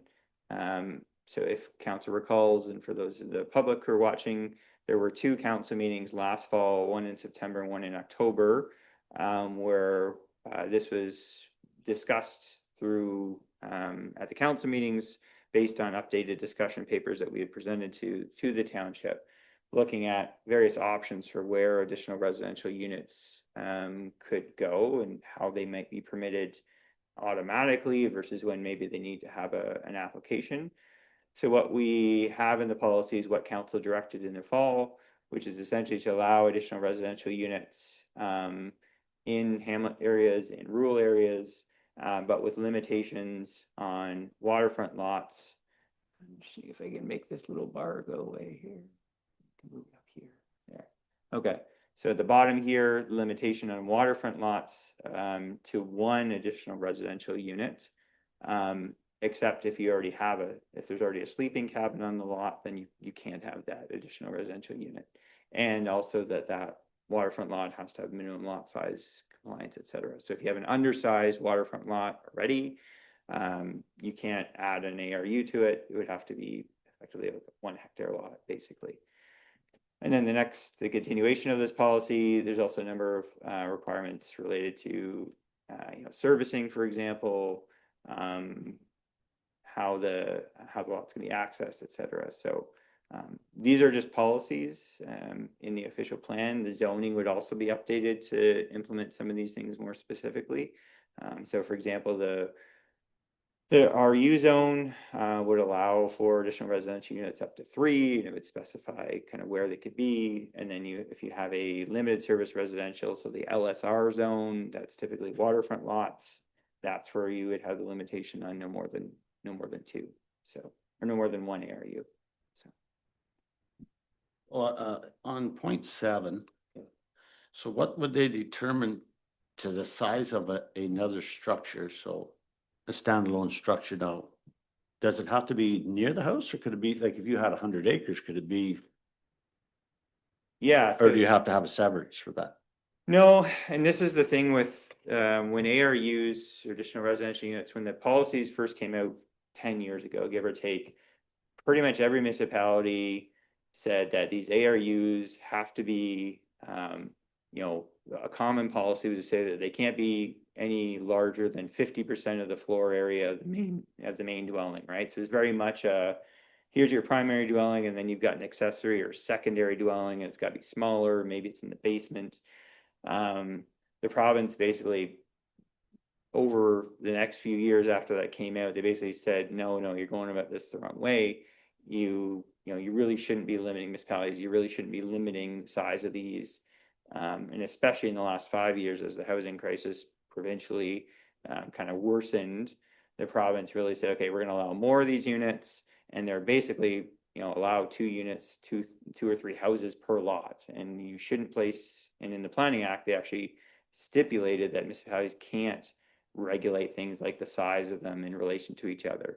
So going back to your question then, is there or should there be a limit kind of on how close that is to the main or the existing dwelling? Probably could try to put something in there. The county and or the province, in reviewing the updated OP, might take it out, because the intent really is to say, from the province level, they just want you to they want municipalities to allow more housing in a more, in a faster way, in a less expensive way. So, yeah. So I understand that. I'm just curious as to if there was any restrictions. I'm not saying there should be. I'm just curious, if you had a large, like 20 acres or 30 acres, and you could have 1 house here, 1 house there, and you don't have to obtain a severance. You just go ahead and build your house. But I'm just curious on that. That's all. It's a good point, especially in rural areas, because as this body is seen, as the Committee of Adjustment is seen, when we get into limitations on housing and road access, if you're trying to build several lots and create a new house on an unmaintained municipal road or on a private road, there might be some limitations on that. But if there's no limitations in theory on putting a house, 2 kilometers back or a kilometer back in the woods with a long driveway, because it's an additional residential unit, right? You know, I'm not sure where that comes from, like an insurance standpoint or other things, but yeah. Okay, so multi-unit development and affordable housing. So this is a continuation or expansion really of the ARUs, which is how else can the municipality, what else can a municipality do in its planning documents to incentivize, reduce barriers to provide housing options. So currently in the official plan, the policies allow up to 10 units in hamlet areas. And I suspect that was meant to kind of encourage maybe apartment buildings or conversion of maybe old motels, hotels. And we've seen kind of some inquiries about those over the years. But as we all know, lot sizes in hamlets are really small and there's limited opportunity to do any kind of new development in hamlets, and they're maybe not always that desirable a place for people to be, depending on kind of what people are looking for in housing or kind of in the being in the country area. So what we proposed to do, again, coming out of council direction from the fall, was to allow basically to actually not be so detailed in the OP at all. And basically just to say, as you see in point 1 on the screen, so 5.6.1, the first point is basically just to say that the municipality encourages a mix of housing types with an emphasis on multi-unit housing styles, as long as they don't impact the character of the area, and it can be supported by rural service levels. So meaning you got adequate septic and well to accommodate them. So in the OP, we basically, if somebody wants to come along and propose a 6-unit dwelling on a rural lot, the municipality doesn't want them to have to do an official plan amendment that has to go to the county to be approved in order to enable that. So as long as, you know, the lot is big enough, as long as they can show that they've got a place for a septic and they've got an adequate water supply, the tricky part's going to be the, you know, character part. So that visually that it doesn't, somebody doesn't put a slab-sided little apartment, walk-up apartment building 20 meters from Highway 41 and it looks really out of place or sticks out like a sore thumb. So there are policies that we've added to the OP about compatibility as well. But it is a bit of a trade-off where we can't regulate everything. The province, one of the things I didn't note under the changes from the province is that the province did take away municipalities' abilities to control things like visual aesthetics. So like to be able to say that, you know, the character, the look of the building, we can't control that through site plan anymore. The township didn't have a site plan control bylaw, but if we did, we wouldn't be able to control the look of buildings like we once could. So that is a bit of a trade-off where we can do some things. So say through the zoning bylaw, we could say if the setback from a road for a single detached dwelling is 7.5 meters, if we could add a provision to say, okay, if you're proposing a 4-unit or greater, like apartment building style, we could say the setback from the road has to be 20 meters or something. And maybe put in a requirement for a landscape buffer. Like we could do that through the zoning bylaw, for example. So then following that thought, Yeah. you could propose an increased side yard setbacks as well, Yes, yeah. so that you wouldn't have a 9-plex right adjacent to a residential property. Yes. Yeah, kind of overlooking it almost. Yeah. Yeah. Yeah, and that's where the policies in the OP kind of back that up. So the next one of the next 2 slides, we have some of those compatibility policies that talk about that, and that will help us when we do want to put zoning that maybe requires bigger setbacks into it. So that's good. That kind of the potentially overshadowing thing to this is that, you know, in the planning world, usually we want to, and the county says this, the PPS says this, you want to direct kind of more intensive development types like apartment buildings and significant developments to settlement areas like hamlets, towns, etc. And that's the principle of that is that you get a concentration of people in that village or hamlet. It helps support commercial, it helps support, you know, doctors' offices, grocery stores, all those kinds of things. And people can maybe walk to those places or walk to a park, and that supports investing in that hamlet. Whereas if we allow for significant new development in the rural areas, you know, are the hamlets going to suffer because there's even less kind of incentive or opportunities to develop in the hamlet areas? So I expect that the county may kind of question that as well, to say, we don't know if you should be allowing apartment buildings in the rural areas because of those reasons. And I think that the reason why council had directed that to get into the updated OP is really to say, like, we need to provide more housing options. There's not enough housing, not enough affordable housing in the township. We kind of need to take some of the restrictions off and try to incentivize different housing types wherever they may be feasible. So I think that's kind of the narrative of why we would allow for multiple units in the rural areas. So yeah, so just some additional policies there, some limitations, kind of guidance about where you might have them. Also direction on the at the municipalities level, if they have surplus properties, to look at affordable housing opportunities, encouraging, supporting kind of different approaches to allowing it. So then other major area is just changing what we used to, or what we currently have, which is a distinguishment between waterfront residential, like seasonal residential, and year-round residential. So there's policies that talk about seasonal residential, which is really waterfront for all intents and purposes. And so as we all know, a lot of cottages are being converted to year-round residential, whether that means like improving those existing cottages or tearing them down and building all new buildings. And so what we end up with is seasonal residential policies that don't really make a lot of sense. They don't address maybe some of the concerns that we have or that come up with year-round use of these waterfront properties. So what we've done is just change essentially the seasonal residential policies to waterfront residential policies, and then it essentially deals with any kind of waterfront residential development, and just talks about kind of how, if you're creating new lots, if you're doing new development on them, how that should happen. And this policy 4.7 really works hand in hand with, scrolling further on, water body and water courses and natural heritage policies as well, that talk about development within 30 meters of the water, how you can change lots, how you can do additions, etc. So I'll just back up, but that's really what's intended with those. So, yeah. Just a question on 4.7.3 on the waterfront. I thought you mentioned that we won't have any control over the look of a property, or not as much. Although on number 2A, it's suggesting that we could have some input on the appropriate facade material and even the color of the building. But if I want to build a brand new pink cottage, I guess I wouldn't be allowed to do that. Yeah, it's a bit of a fine.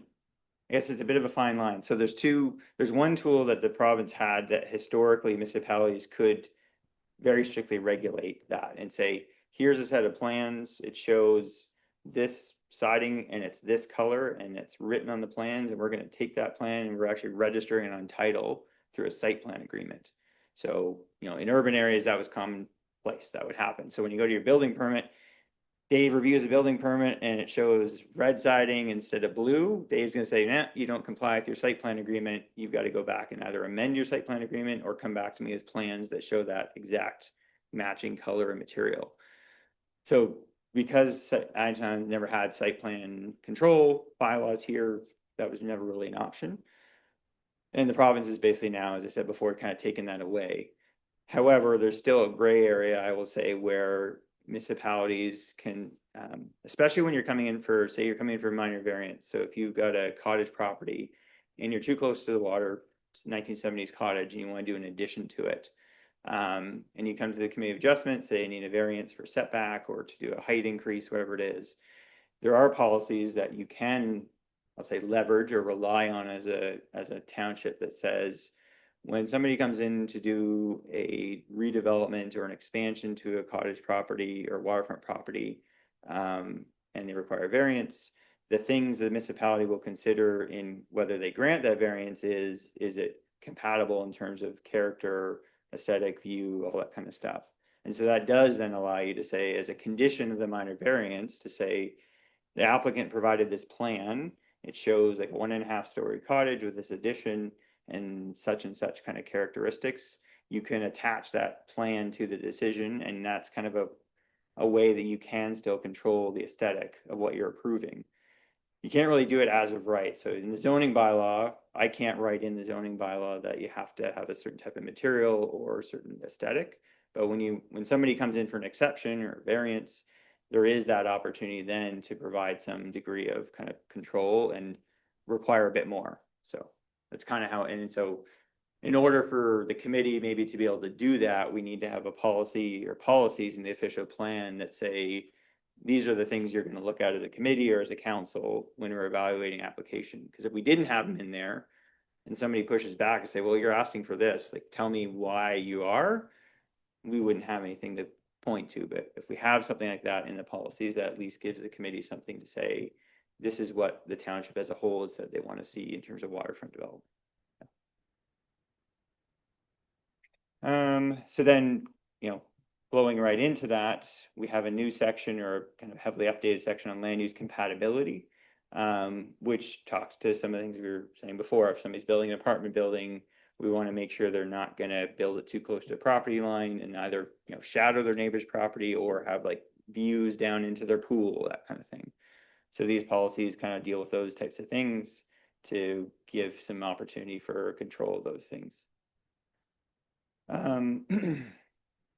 So then we get into the natural heritage features. As I said earlier, both at the province, but most especially at the county level, there are much more detailed policies around waterfront development, wetland development, et cetera.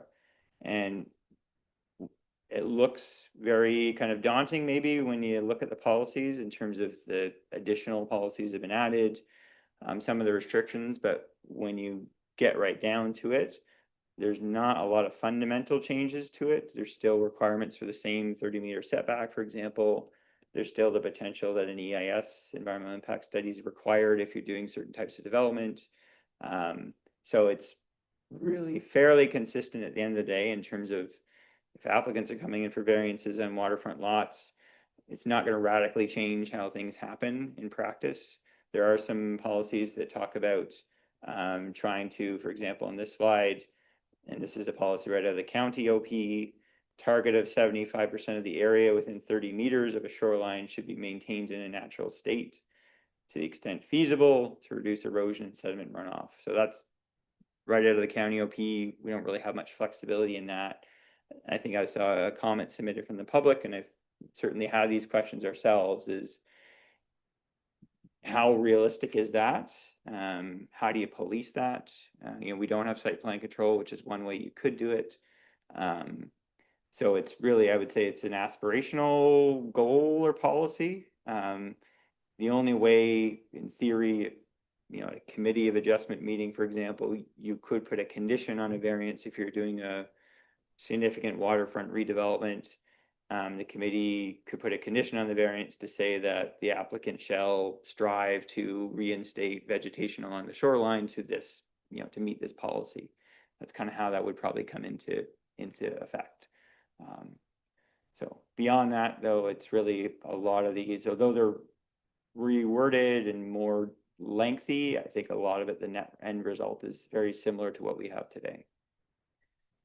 So that's the kind of the highlights on the policies themselves. I'll just quickly show you the 4 different types of schedules. Again, similar to what we have today. So there's Schedule A, and there's 6 of them, just for each of the year.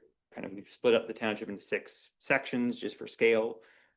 So Schedule A, which is land use. The white is rural. The red is essentially kind of hamlet areas. The gray is crown land. And then you're going to get very limited kind of, the blue is water bodies, effectively, or mostly water bodies. And then we have a single PSW in the township, which is down here, 141. So it really is, I don't think Patricia and I, between the two of us, I don't think we've ever really dealt with an application around the PSW. So I don't think it doesn't really factor into a lot of applications or a lot of land use planning decisions. Schedule B is resource areas, so sand and gravel, some bedrock, and then some natural hazard areas. So like if we have floodplain information, it would be on here. Areas of extreme fire risks. So these are kind of mapped from the province where you might have higher chance of forest fire sources. Abandoned mines. So as you know, lots of mines in the township, mica mines, etc.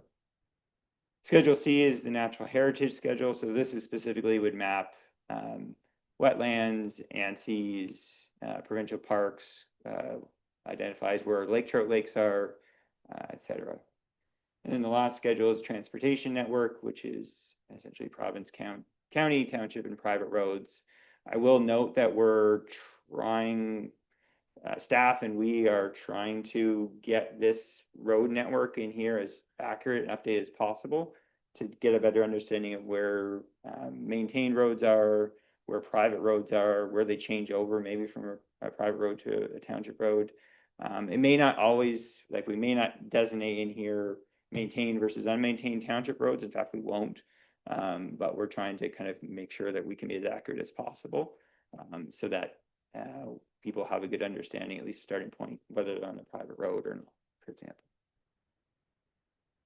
So the last slide, just next steps. So as I said before, we're just receiving comments on the circulation draft, and then we will integrate those into an adoption draft, and then present that back to council at a future statutory public meeting.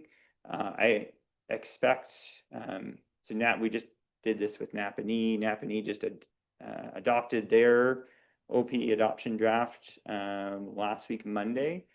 So they did their public meeting and council vote on the same night.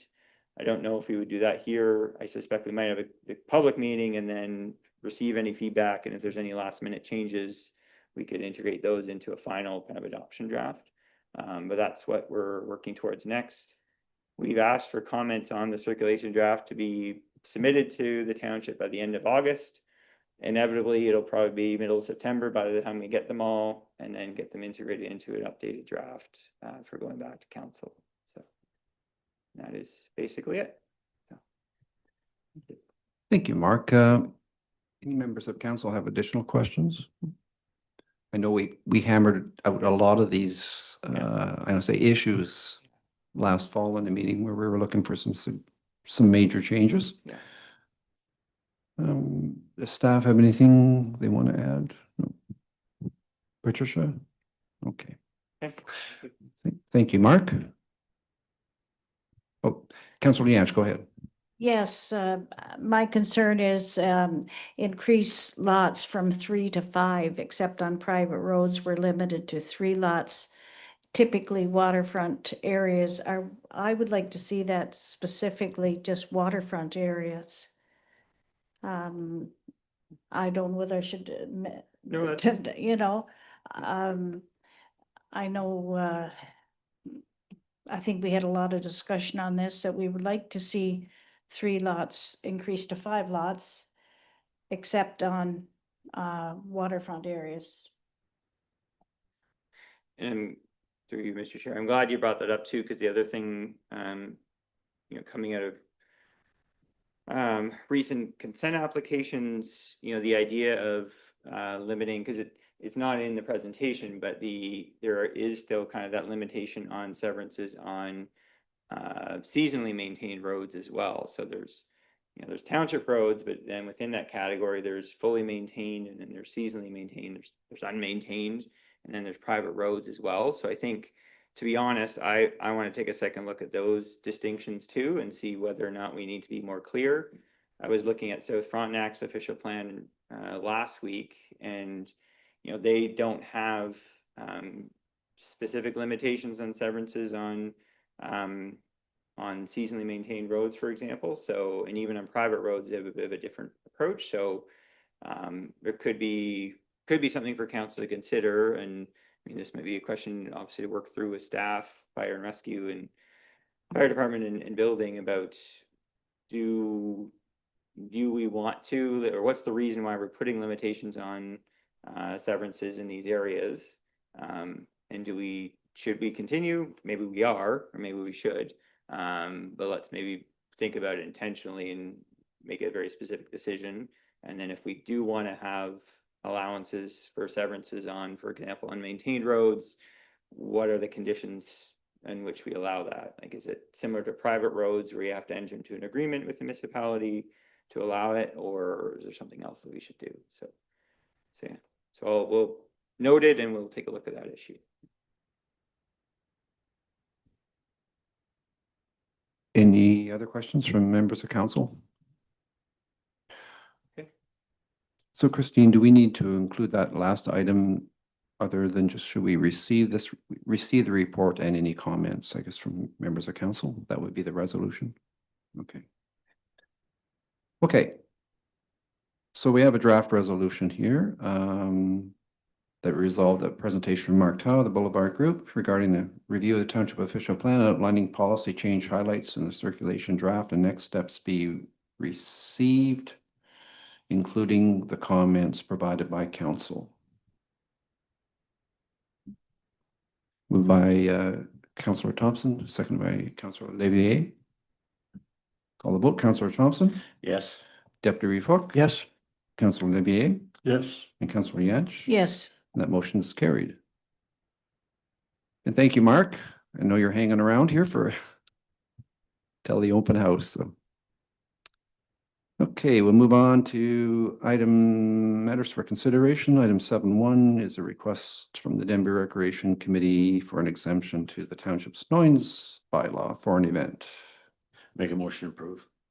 Motion to approve by Councillor Thompson, second by Councillor Yance. Any other comments? No. Call the vote. Councillor Thompson, Yes. Deputy Reeve Hook. Yes. Councillor Levier, Yes. Councillor Yance. Yes. And that motion's carried.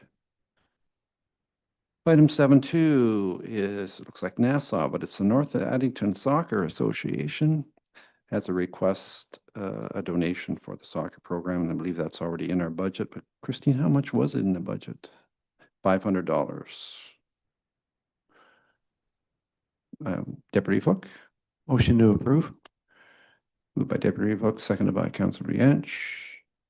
Questions will call the vote. Councillor Thompson, Yes. Deputy Hook. Yes. Councillor Levier, Yes. Councillor Yance. Yes. And that motion is carried. Item 7.3, Quinte Conservation Preliminary Budget and Capital Asset Management Plan. I guess they're looking for comments by September the 4th. This looks like in this draft, they're looking at a 3.9% increase for 2027.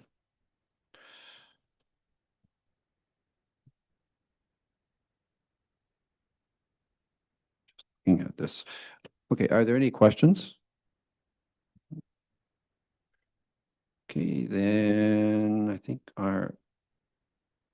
do we need to, that isn't finalized. Do we just receive this? Yeah, we're not forwarding it to anything, to the budget. Okay. Okay, so go ahead, Christine. Sorry, my apologies. Unless there is a comment that council would like me to pass along to Quinte Conservation, I can do that.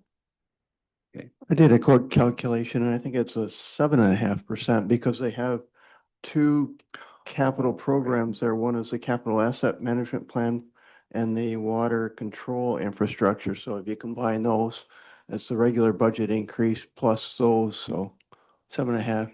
I mean, I guess I would support it, but it's just, you just kept adding on extra fees when another project comes along. So, yeah.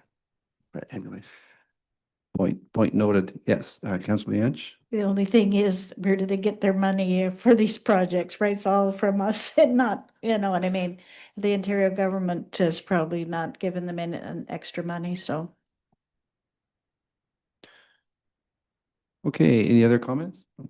So we have a recommended motion here that we receive this report.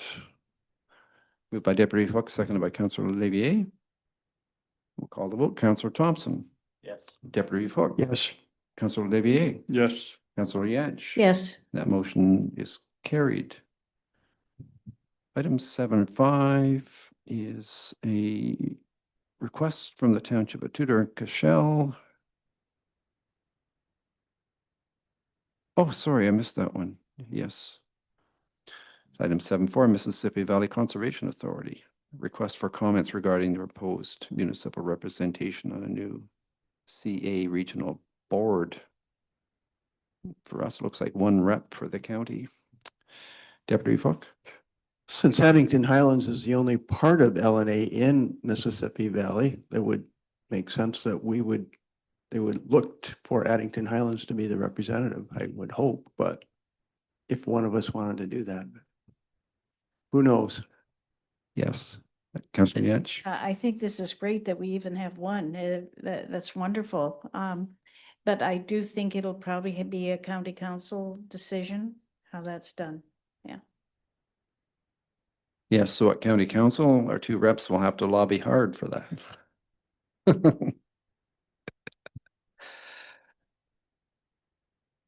So any other comments on that item?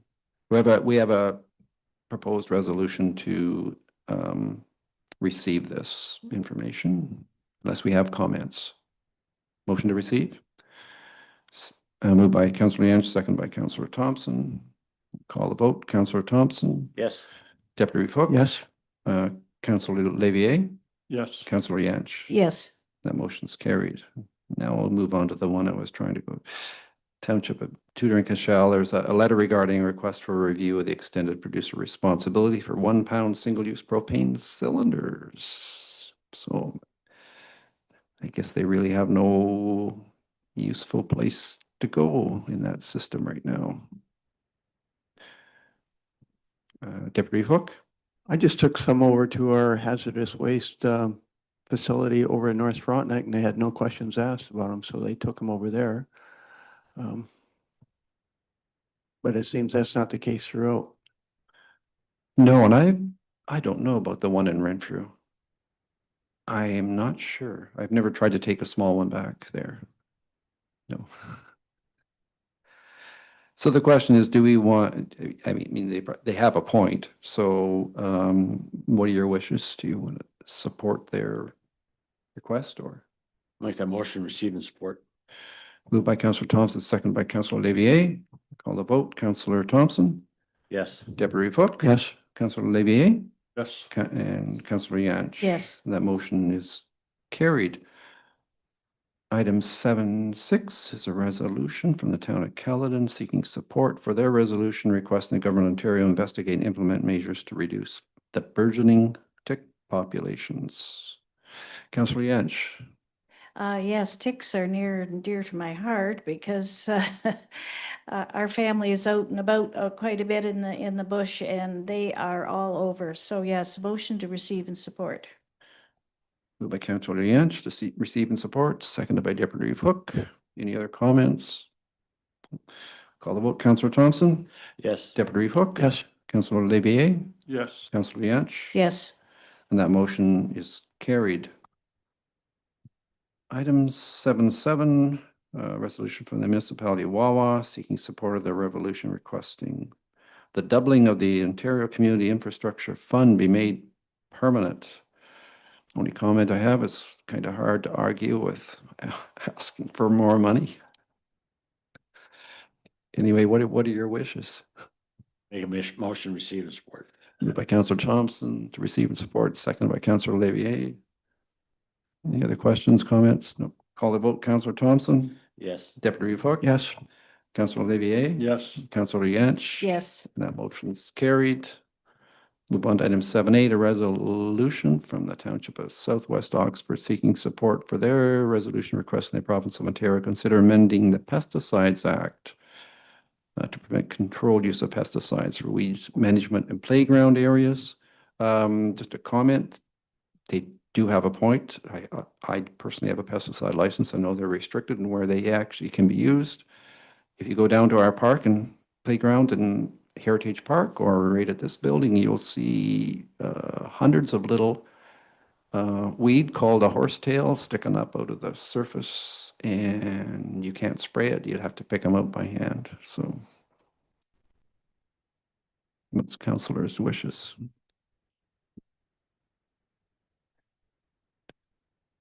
Councillor Yance? I'm going to make a motion to receive and support. Move to receive and support by Councillor Yance. Seconded by Councillor Olivier. Any other comments? Deputy Hook? From an idealist point of view, I don't think I would like pesticides sprayed around a playground, so I'm gonna vote no. Any other comments? Call the vote. Councillor Thompson? Yes. Deputy Hook? No.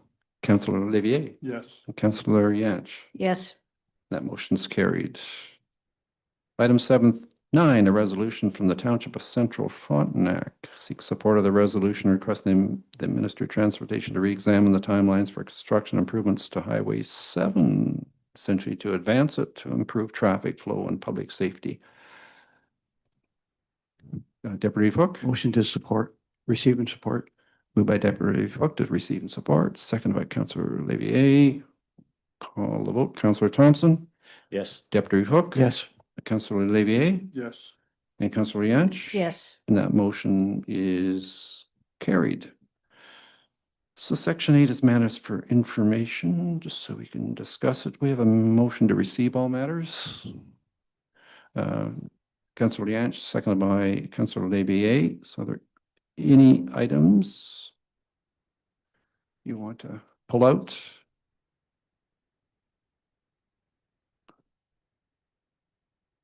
Oh, yeah, I just have one comment was 8.2 from Southeast Public Health. I actually found it surprising to receive a letter. When I read that, it goes, is this not something we would normally receive? Bearing a very lengthy letter appreciating the position that we took on you bring your own alcoholic beverages to events. So if there's no other comments, we'll call the vote. Councillor Thompson, Yes. Deputy Hook. Yes. Councillor Levier. Yes. Councillor Yantz. Yes. And that motion is carried. Section 8's report of committees and boards. On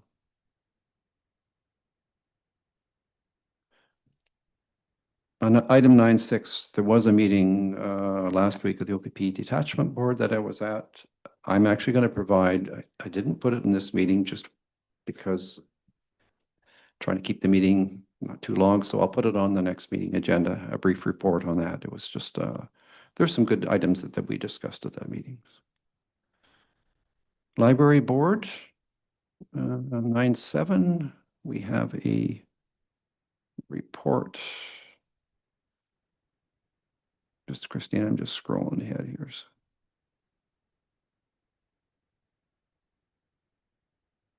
Make sure I got the right, you are speaking to it. Are you going to speak a little bit to this, Christine, on this process? I can. I was approached by the CEO of the library board last week as she's starting to get some documents together for the new appointees. All the appointees on the board right now, they are only appointed for this term of council, so they will have to, if interested, reapply. And so in speaking with Bonnie, our approach to date has simply been to ask anyone interested to submit their expression of interest to the clerk. There was no guidelines as to what sort of information we are looking for, and never was there any inclusion of the CEO of the library board in the deliberations of council. So what we're proposing is perhaps to create a bit of an application form with, they essentially have a standard bunch of questions that we want some information on, and that those submissions then be reviewed by all of council and by including the CEO of the library board as well. Because this appointee is done by council, I felt it prudent to bring back this report to council for your consideration to see if you would be willing to alter the process just a little bit, but I think it would make it a bit more robust than what we currently have. Thank you, Christine. Any questions or comments? As being on the library board at one time, and obviously watched how we appoint people to the library board, I think it makes perfect sense. So we have a recommendation in there that is moved by Councillor Yantz, seconded by Councillor Thompson. We'll call the vote. Councillor Thompson, Yes. Deputy Hook. Yes. Councillor Levier, Yes. Councillor Yantz. Yes. And that motion is carried.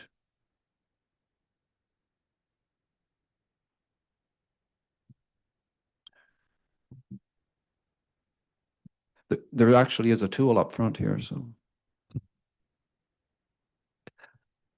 That was our past Reeve Henry Hogg's favorite repair tool. We'll move on to any report from Joint Fire Committee. See anything? Reports of officers, manager of roads and waste. So our manager of roads and waste is on vacation, but he has a report here, and I believe our CAO has offered to answer any and every question you may have about roads and waste. So any comments? Deputy Hook? I saw a fleet of Greenwood paving trucks head south today. Is that for the Flinton? Are they doing the Flinton roads today or starting today? No?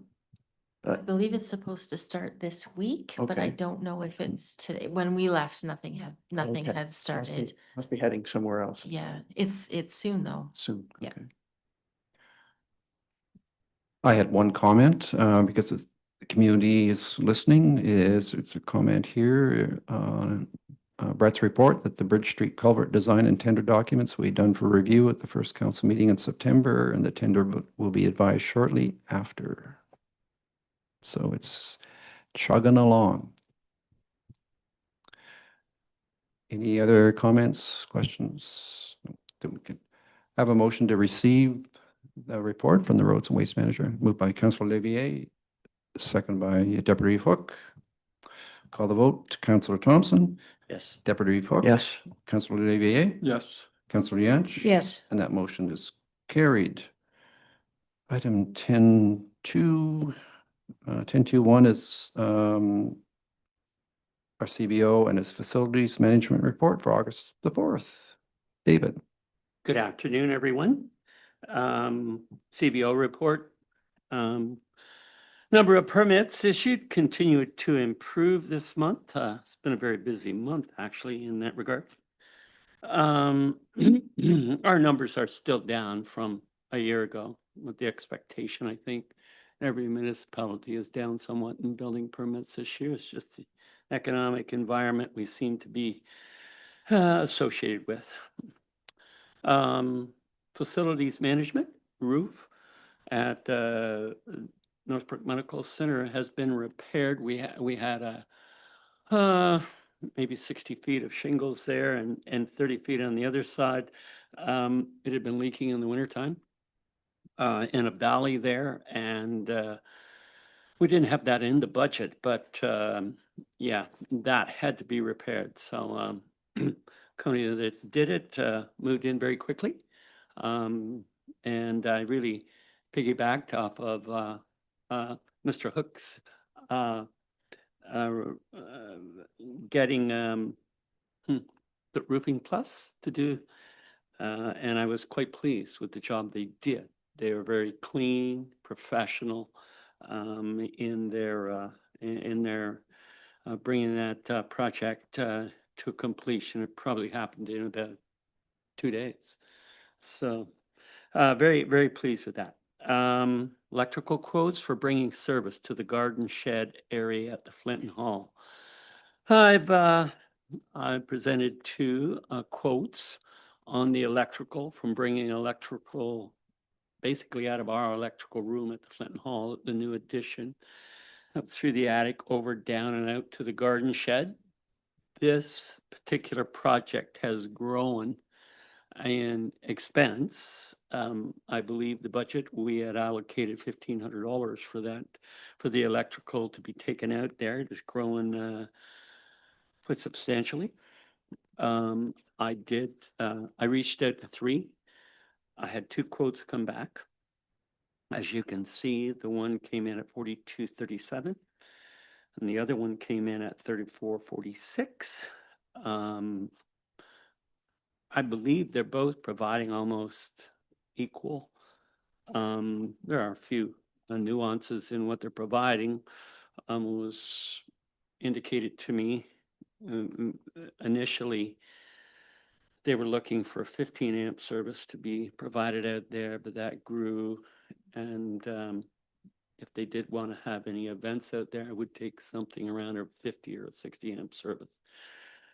The township will do the work as far as digging, and the electrical will be the responsibility of the contractor you so choose. My recommendation would be the one providing the lesser cost. They're both professional groups. That is my recommendation in that one. Northbrook Medical renovations to begin first week of August. That first week of August is now, and the contractor did call me and said he started today with a deadline of September 1st, and that was to accommodate needs for our new doctor. And our generator annual inspections are underway. So every year we assign those inspections and get yearly updates on what's wrong, so we can have them in working order come winter. And so they're all underway right now. As far as bylaw enforcement, investigating complaints as time permits, and maybe I should have stated that it's council to decide what electrical contractor, but I'll leave that with council's decision. Thank you, David. Question, go ahead, Deputy Fook. I appreciate our CVO looking out to try to minimize the cost on projects, especially that are above budget. However, I would prefer to go with Lemke Electric because he's local. He's a local business in Caladar. I thought Northbrook, but he's paying business tax, and it's not completely apples to apples because he's quoting on a heavier service and a heavier wire, which we don't know. A few years down the road, we might need that extra 10 amps.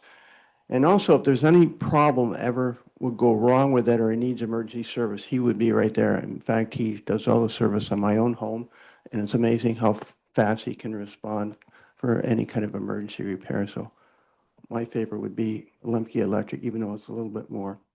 Sorry, Dave. Oh, no. Are there any other, before we craft a resolution, any comments? Councillor Yanch. Is this something that we could delay for another bit of time, or till we have a new budget, which would be next year, or is it something that's urgent, or I don't know. I'm just going off the basis of the garden club itself, who has indicated to me they'd like it sooner rather than later. And that's, for what reason? I mean, yeah. I look at garden situations as gardening is halfway through the season. Any initiatives, but that doesn't really mean that the essence of what's been created there, there aren't other things that could go on. Do you have a follow-up question? Go ahead, And Councillor then, Yanch. do we have any money in any reserve, like for the head committee? Do we have any money left in that reserve, or is there somewhere that we already have $4,300? So your question is, where do we get the money from? I think Christine's checking something out.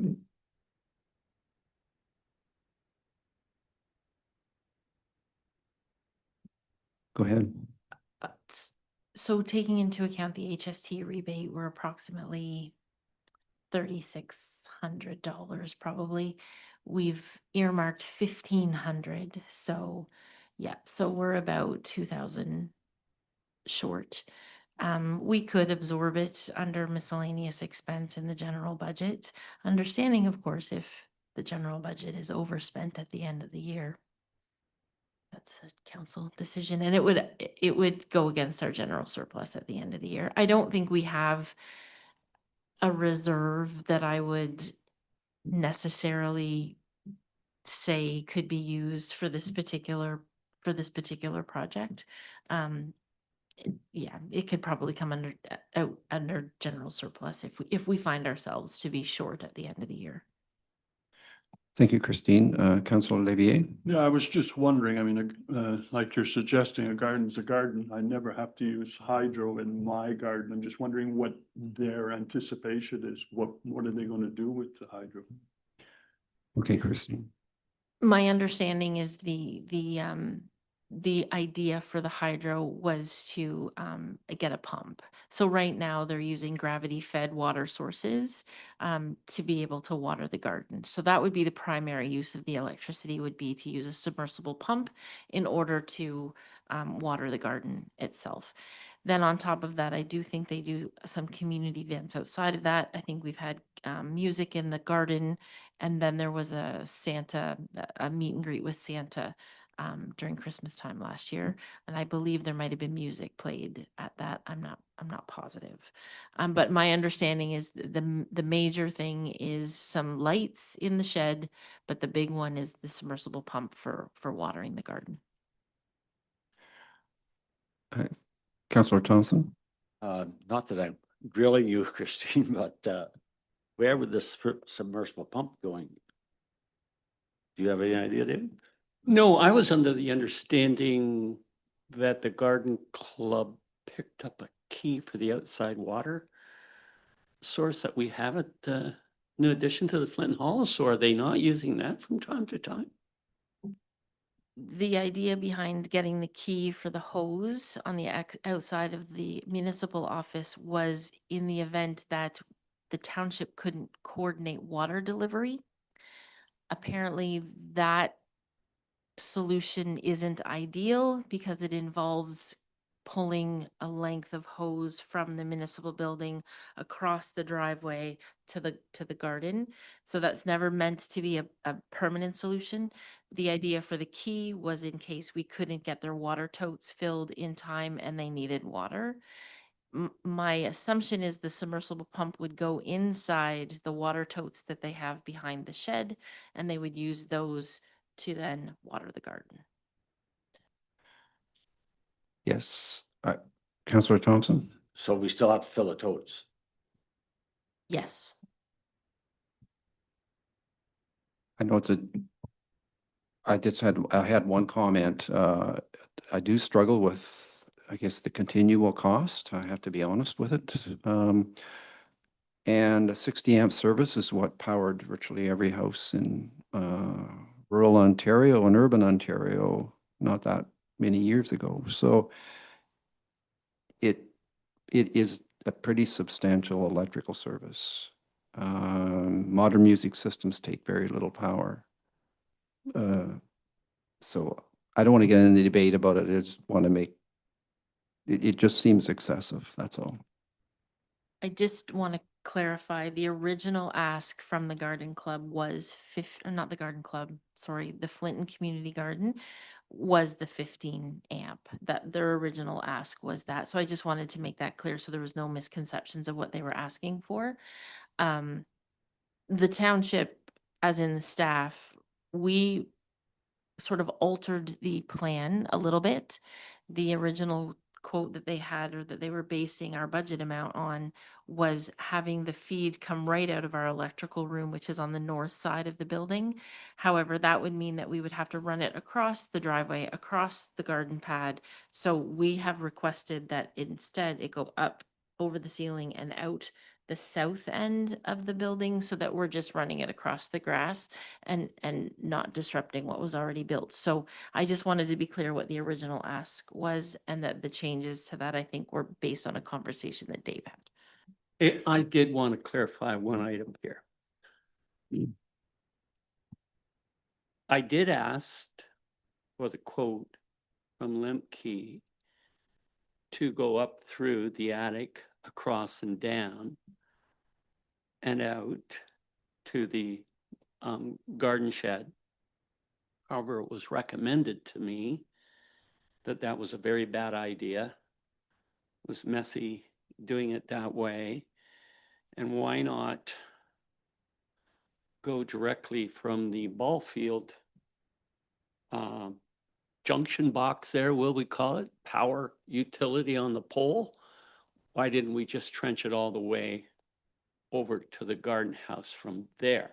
So I must say,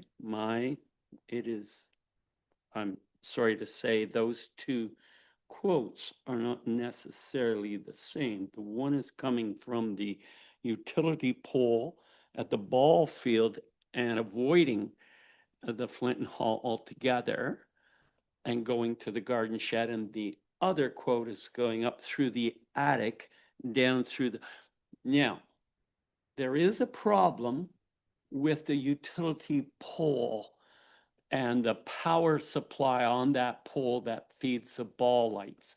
The ball lights are continuously, if used for an extended period of time, going out.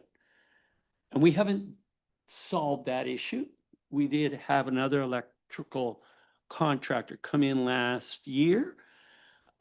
He was astounded by the amount of voltage that system out there in the ball field was taking. And I actually asked that particular contractor, we did go from there on out to the garden shed. Of course, it even creates more power loss, and we may have to really go to work and do something with those ball lights. So sorry to say, those two quotes were not apples to apples. The one was coming from a pole. The other one was coming right up out of our electrical room, going across, down and out to the, yeah. And the one contractor just didn't feel that that was a very worthwhile thing going up to the attic. I didn't ask him why. Thank you. Councillor Olivier. Just because they just want to run a pump, which you could use a 12-volt pump and put it on a solar system, which would cost $800, maybe $1,000 at the most. And then they could run their lights. They could do pretty much everything they want. And you could put it, I'm assuming there's someplace where there's sunshine, and maybe 2 batteries or even 1 battery in this case. And I think it would solve that. We did that where we camp, and you never run out of power, and we're using a lot more power than they would do. So something, I'm just throwing that out there because that solves the immediate problem. Yeah. Thank you. Deputy Hook. My understanding of the garden is that the primarily older ladies watering the garden, and they're filling watering cans, and they're carrying the watering cans, and it's heavy. So they wanted to be able to water with a hose with a nozzle, and the pump would enable that. So they're not just filling cans, they're using a hose. That was my understanding. So if we're not clear on how important it is to them, maybe we should get clarification before that was my suggestion. Because we Yeah, so don't even you- know for sure which is the best Yeah. electrical way to go, do Yeah. we? You're having doubts with the pole, Dave. Well, I know the pole will be problems. Okay. Going up through the attic from our electrical room will not be a problem at all. Well, it sounds like a better choice. Mhm. Yeah, to me now. Mhm. And, Councillor and, Yance. and getting back to our budget, is it something that we can just put off? It's like any household or anything that we do, we kind of have to wait it out. I had to wait 4 years for chairs and tables and things. So I'm just trying to make a point here. Like, you know what I mean? We can't have everything all at once. And if we can maybe look at some other system that they could get water, I think that'd be a great idea. Yeah, I just want to comment, if there's a resolution to defer this and ask for more information, I think it should include the fact that we have a clear understanding of the actual electrical load, and that it's right-sized for the usage. Councillor Olivier. Just to carry on with the analogy of the solar, at home, I'm not using solar. I do plug it in, but I have the tote with the 12-volt pump, and I put 100-foot hose on it, and I can water anywhere on my property. So they could literally do the same thing, but using solar. So what's council's wishes? You have a choice to defer and ask for more information for this year, or you defer to a future year, or you approve this? Which direction you want to go? Deputy Hook? Motion to defer to the next meeting and get more information and hopefully do something this year. Moved by Deputy Hook, seconded by Councillor Olivier. Any other questions? I'll call the vote. Council, okay, can that resolution then include receiving the report from the CBO? Yes. David, that's all the decisions you need us to make? Okay, Yeah. just to make sure we don't miss some in that report. Okay, we'll call the vote then. Councillor Thompson, Yes. Deputy Hook, Yes. Councillor Olivier, Yes. Councillor Yance. Yes. That motion's carried. I just have one comment. We have an open house starting in 45 minutes. So I'm going to try to pick it up. Let's move on to item 10.2.2, staff report on voluntary and mandatory septic inspections. David? Yes, so you've all been provided with the chart, basically laying out septic installations, replacements, waterfront replacements, new replacements, the year they were done. The chart represents the number of new and replacement septic permits the township has issued over the last 5 years. Prior to our engagement, septic installations were responsibility of the Kingston and Area Health Unit. Included in these new and replacement totals are properties that are located on water. 53% of new septic installations were on waterfront. 48% of replacement septic installations were on, I got that wrong.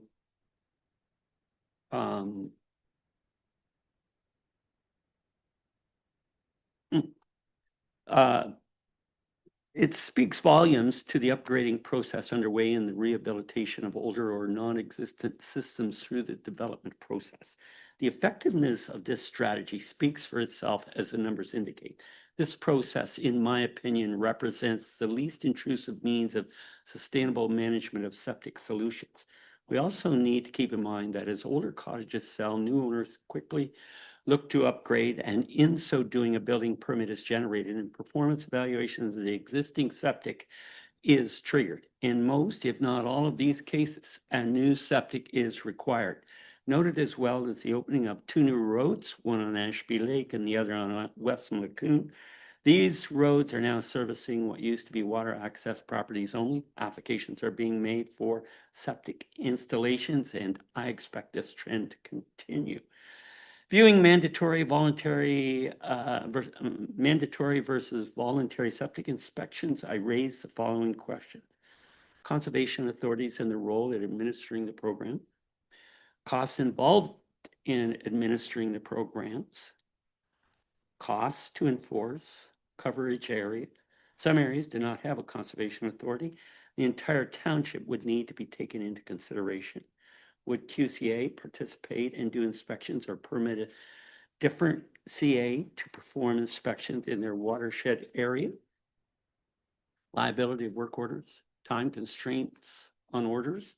Who shoulders the liability of order to repair ignored and failure occurs?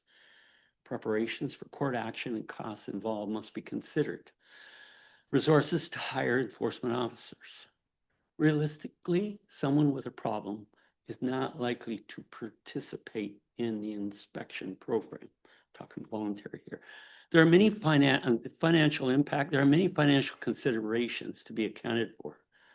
And it is purely my own personal view. My recommendation, and from the facts provided here, my recommendation would be to stick with the status quo.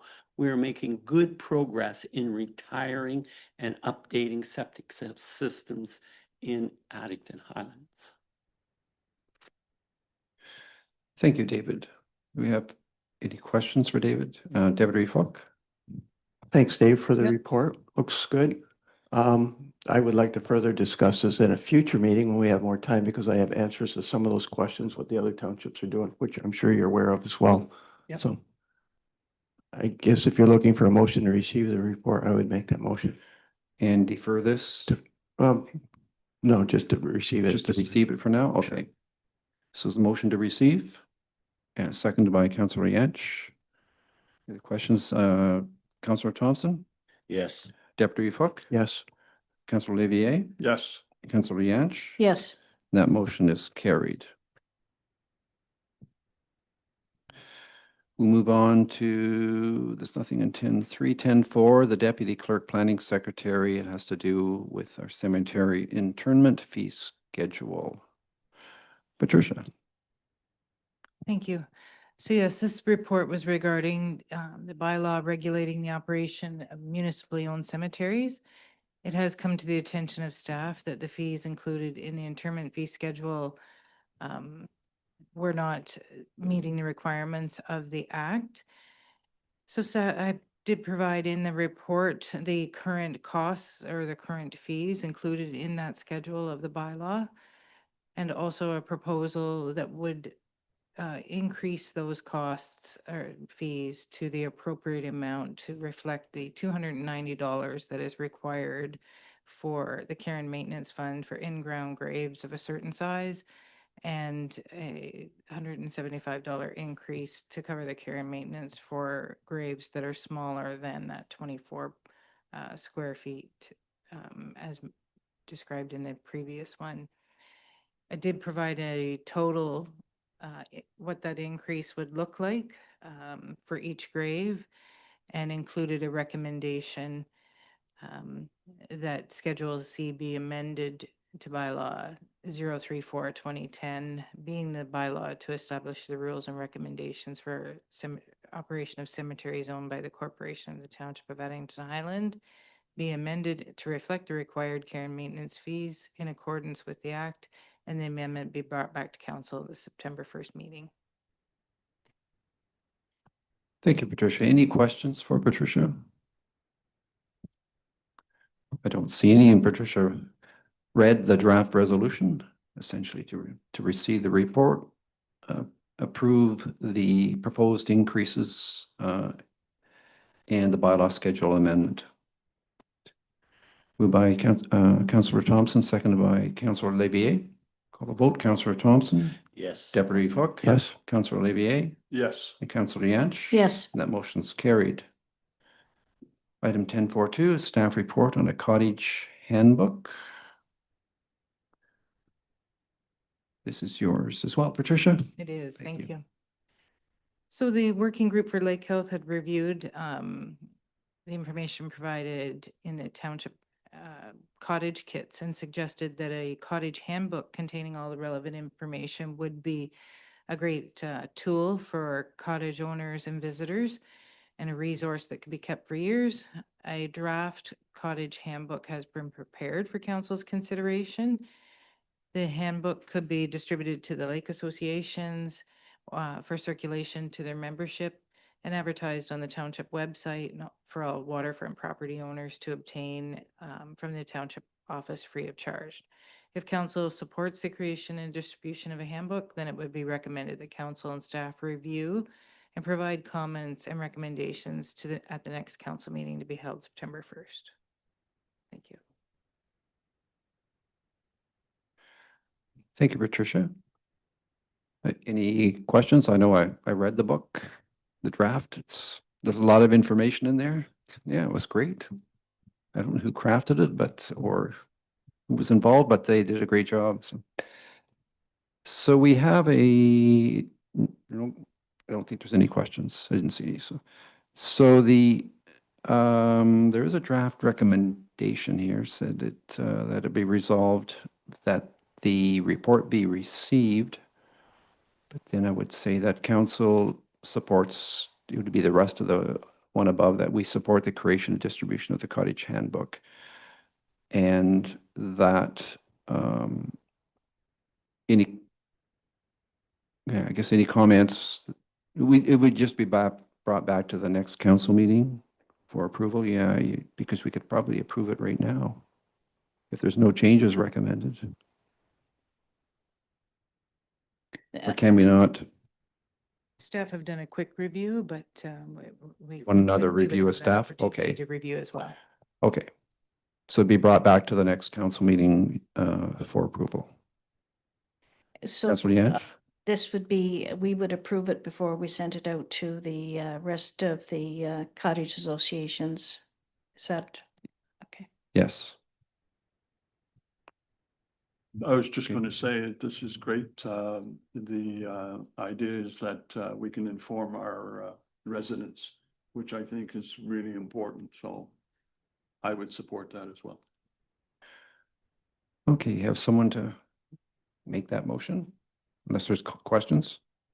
Move. Was that a question or you're going to move? Well, just to make Question? it clear, I think originally the book was for the SDRA, but it's taken on a broader, like it's trying to reach all the lake associations. So it was decided that council take a look, and then we would send it out to all the cottage associations in Addington Highlands to get their input on it as well, since it's going to be serving everyone. So Okay, thanks for the clarification. So essentially, we are receiving it. right, That's it. That would be the resolution. Okay. I think Councillor Yance already make the motion. She already did that, yeah.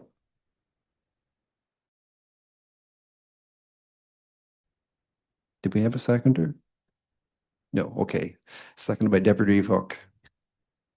We'll call the vote, then Councillor Thompson, Yes. Deputy Hook. Yes, Councillor Olivier, Yes, Councillor Yance. Yes, That motion's carried.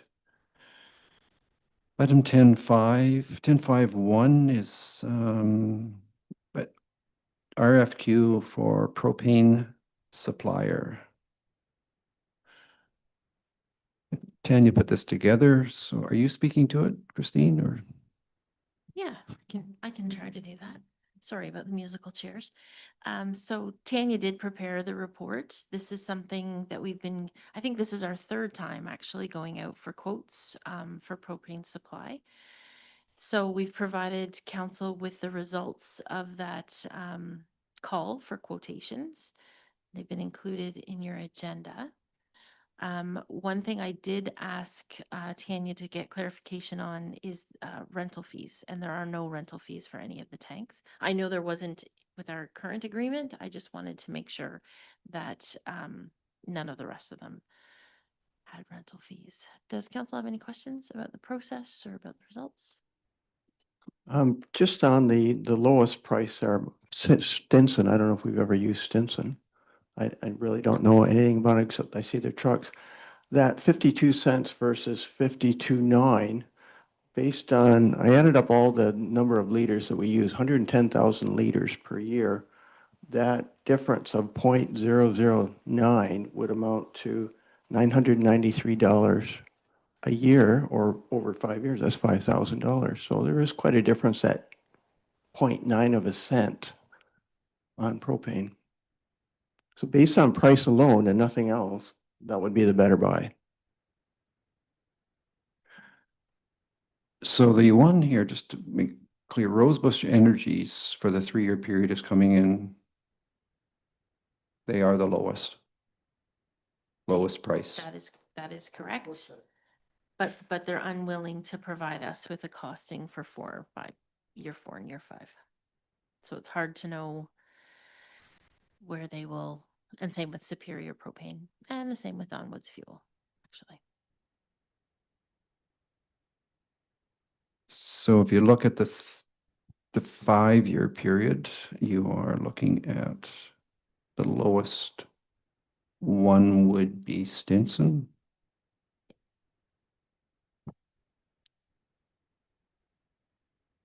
Okay, and they are the lowest for the 3-year period. If you just look at the ones that bid on the 3, 4, and 5-year.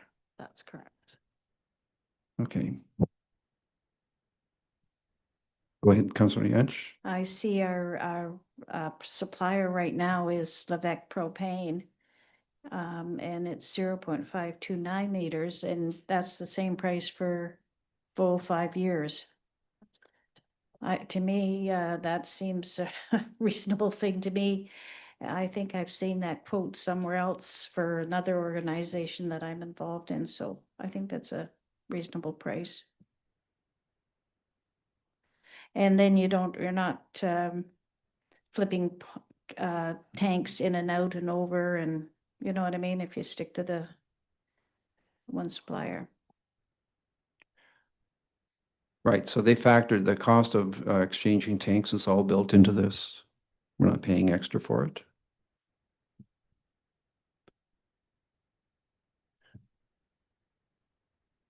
Yeah, so if you're looking at the lowest price, it would be Stinson Country Farm would likely be the, well, it depends if you're looking at the 5-year period.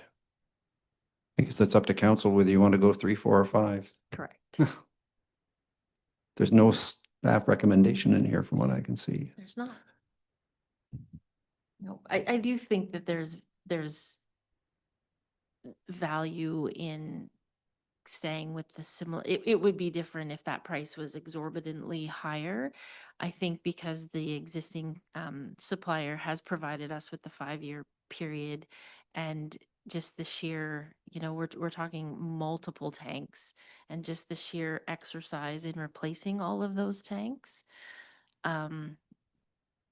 There is a little bit of work to do there, and I know it doesn't seem like a lot from our perspective. They're the ones doing the work, but then that's brand new serial numbers that I have to supply to our insurance company, and just a lot of information that's changing that way. I do believe Dave has a comment.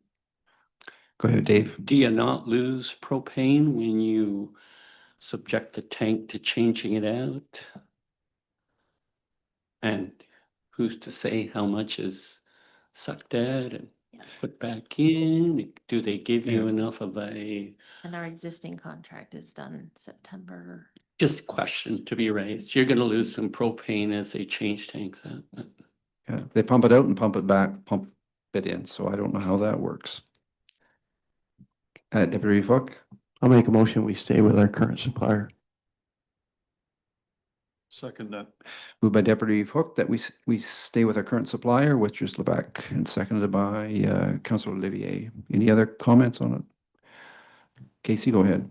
If I may just, to my recollection over the last number of years with the current supplier, we've not had an issue. I know previous years before that, I can remember running and getting portable heaters trying to heat a fire hall because we ran out of propane. The current supplier, we were guaranteed we didn't have any of those issues, so. Thank you. So we have a motion on the floor. Any other comments? Call the vote. Councillor Thompson. Yes. Deputy Fook. Yes. Councillor Olivier. Yes. Councillor Yantch. Yes. That motion's carried. We'll move on to section 10.6. 10.6.1 is the Denbigh Fire Department updates. Casey. Okay, there we go. So we have there basically just a quick little update, where we stand. Out of our 27 firefighters, we now have 17 that I'm gonna say are certified, because the fire marshals, the fire college works on a new system now, and it's in a portal system, and according to the portal, they've all passed their exams, although we've not gotten any official certifications yet, but the portal indicates that they passed, so we're going to assume they're all certified.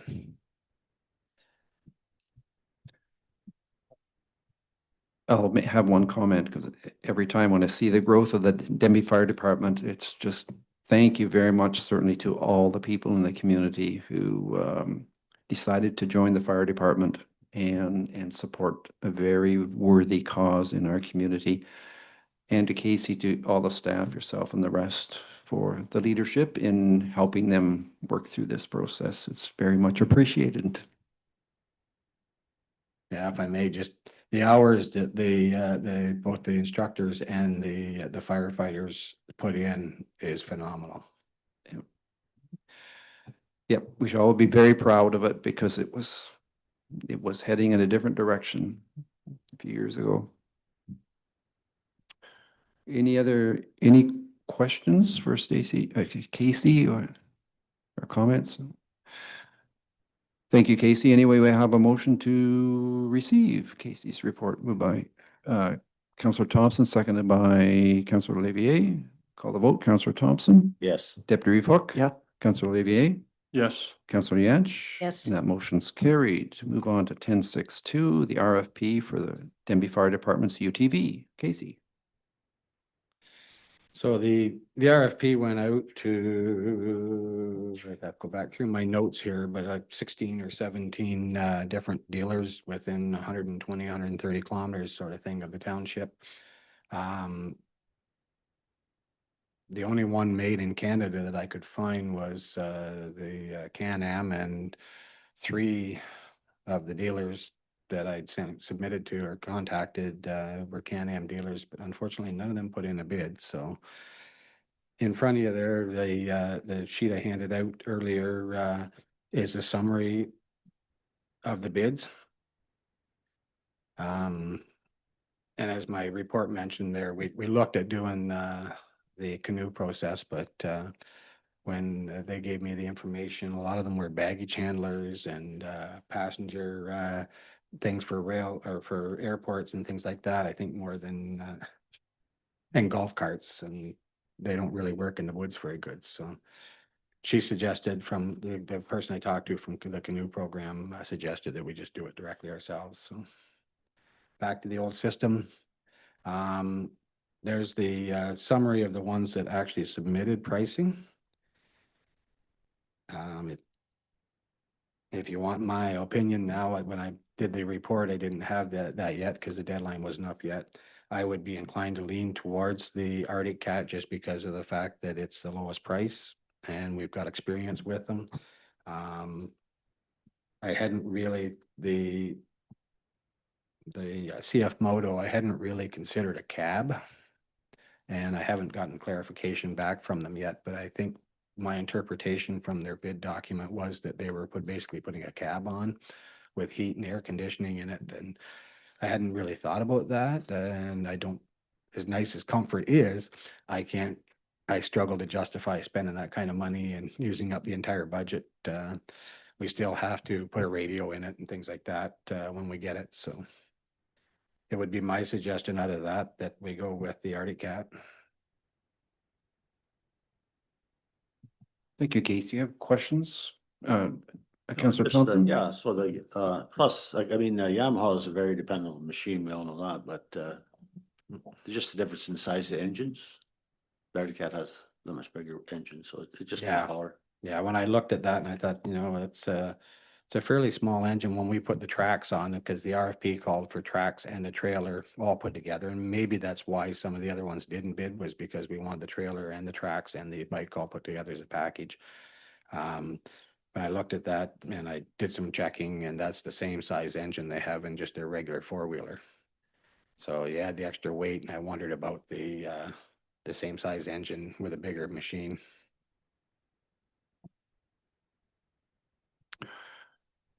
Okay, do you have a question? Deputy, yeah, go ahead. Comment is Noel Motors is very easy to get a service too. I mean, everywhere else we're going to have trailer somewhere. So I would make a motion. We go with the chief's recommendation. We go with Noel Motors. Moved by Deputy Fox, seconded by Councillor Rianch. That we go with the Knoll Motors quotation. Any other questions? Call the vote. Councillor Thompson. Yes. Deputy Fox. Yes. Councillor Olivier. Yes. Councillor Rianch. Yes. And that motion is carried. And thank you, Casey, for working our way through that. I'm sure the fire department members will be quite happy when that shows up. Move on to item 10.6.3, the fire protection grant. Casey. Yeah, so this is year 3 of the 3-year fire protection grant that the provincial government offered out. When they first started it last year, they looked at the applications and turned around and doubled the amount that they were providing, which was great. So they're keeping that double amount this year, thanks to the provincial government. So we're looking at, under the theme, you're limited as to what we can look at for acquiring with the grant, but we're looking at basically buying some more SCBAs with the price that they've gone to now. We're probably looking at 3 breathing apparatus for the firefighters, and we'll put by the time we get the bottles and the mask to go with them, and then we'll divvy them out equally throughout all the department. I was just trying to read in here, maybe I missed that. Roughly how much would you be applying for? It works out to a little over 16,000 per station. Okay, so you'll be applying 16 times 2? Three. Three, oh, sorry, right. Because we count the Klein station when we go through our application Okay. process. Gotcha, thank you. Any questions for Casey? It's a recommendation that we receive the report and we approve them applying for the fire protection grant. Moved by Councillor Levier, seconded by Councillor Thompson. Call the vote. Councillor Thompson, Yes. Deputy Hook. Yes. Councillor Levier, Councillor Yantch, and that motion is carried. Thank you, Casey. Reports of appointees. Nothing. Any resolutions? No resolutions. Approval of the accounts as of July the 31st, 2026. Motion to approve. Councillor Yantch, seconded by Councillor Levier. Any questions on the accounts? Deputy Hook? The greenhouse gas study, I think that was $87,000. Was that the price that was quoted to us originally? Go ahead, Christine. No, that's just a preliminary. So there was a little problem with the billing. They've been trying to bill us since March in installments, but they had the wrong email address. So we've never paid. So that's what we've owed since March. The total cost of the study is $114,173.15. Of that, though, the township's portion is 22,000. We had funding in the amount of 91,000 to cover. So we have to pay it up front, but we'll be reimbursed those costs. I see. Okay, thank you. Any other questions on accounts? Okay, we already have a motion on the floor, so call the vote. Councillor Thompson. Yes. Deputy Hook. Yes. Councillor Olivier. Yes. Councillor Yantch. Yes. That motion's carried. Member statements? None. New business? None. Bylaw 16.1, bylaw 1042/2026, adopting our rules of procedure. So we only give it 3 readings. Deputy Hook, Councillor Yantch. Call the vote. Councillor Thompson. Yes. Deputy Hook. Yes. Councillor Olivier. Yes. Councillor Yantch. Yes. And that motion's carried. Item 16.2, bylaw 1043/2026, bylaw authorizing the execution of a medical services agreement. We'll give it 3 readings. Councillor Thompson, Councillor Olivier. Call the vote. Councillor Thompson. Yes. Deputy Hook. Yes. Councillor Olivier. Yes. Councillor Yantch. Yes. And that motion is carried. On to 16.3, bylaw 1044/2026, bylaw to authorize the execution of an agreement with the County of Addington for the construction and maintenance of county roads and bridges. 3 readings. Deputy Hook, Councillor Olivier. Call the vote. Councillor Thompson. Yes. Deputy Hook. Yes. Councillor Olivier. Yes. Councillor Yantch. Yes. That motion's carried. 16.4 is a bylaw 1045/2026 to appoint a consultant for the provision of municipal land use planning consulting services. 3 readings. Councillor Yantch, Councillor Thompson. Call the vote. Councillor Thompson. Yes. Deputy Hook. Yes. Councillor Olivier. Yes. Councillor Yantch. Yes. And that motion is carried. Christine? Go ahead. I'm going to interject with a little suggestion, given the time is 3:43. Understanding that we are scheduled to go into a closed meeting for the purposes of adopting closed meeting minutes to consider resumes submitted for the operator position in Ward 1 and to appoint members or consider appointing members to a joint compliance audit committee, none of which are extremely urgent for today. I would suggest perhaps calling a special meeting next week. The applicants to interview is somewhat important, but it might also give Okay. us a chance to have the manager of Roads and Waste be in attendance to the meeting if council wishes to. I just wanted to throw that out there before the resolution to go into closed if you wanted. Yeah, because we have I don't disagree with you, because we have an open house starting in 15 minutes. And we do want to have a good discussion and not feel rushed about that. Yeah, exactly. So I don't know, Brett's schedule next week. Does this all need to be in person or not? Not necessarily, no. Not this meeting. And what I could do is take a poll. I can look at Brett. I don't have Brett's schedule in front of me. But perhaps I could circulate some meeting date options to all of council later today, and then we can make a decision on a date and notify the public on our website and social media page.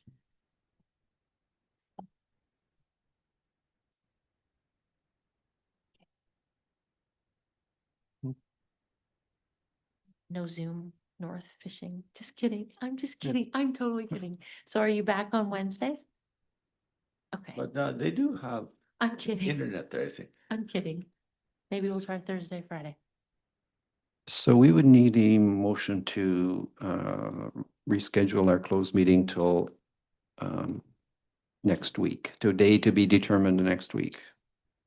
Okay, moved by Councillor Thompson, seconded by Councillor Olivier. Call the vote. Councillor Thompson, Yes. Deputy Fook. Yes. Councillor Olivier, Yes. Councillor Yance. Yes. And that motion's carried. Thank you, Christine, for bringing that up, because I'm thinking we're trying to squeeze all that in a very short period of time. Item 18 is confirming bylaw. So we give that 3 readings. Councillor Olivier, Councillor Thompson. Call the vote. Councillor Thompson, Yes. Deputy Fook. Yes. Councillor Olivier, Yes. Councillor Yance. Yes. And that motion's carried. A motion to adjourn. Councillor Thompson, Councillor Yance. Call the vote. Councillor Thompson, Yes. Deputy Fook. Yes. Councillor Olivier, Yes. Councillor Yance. Yes. And that motion is carried. Thank you. The meeting is adjourned. Good afternoon.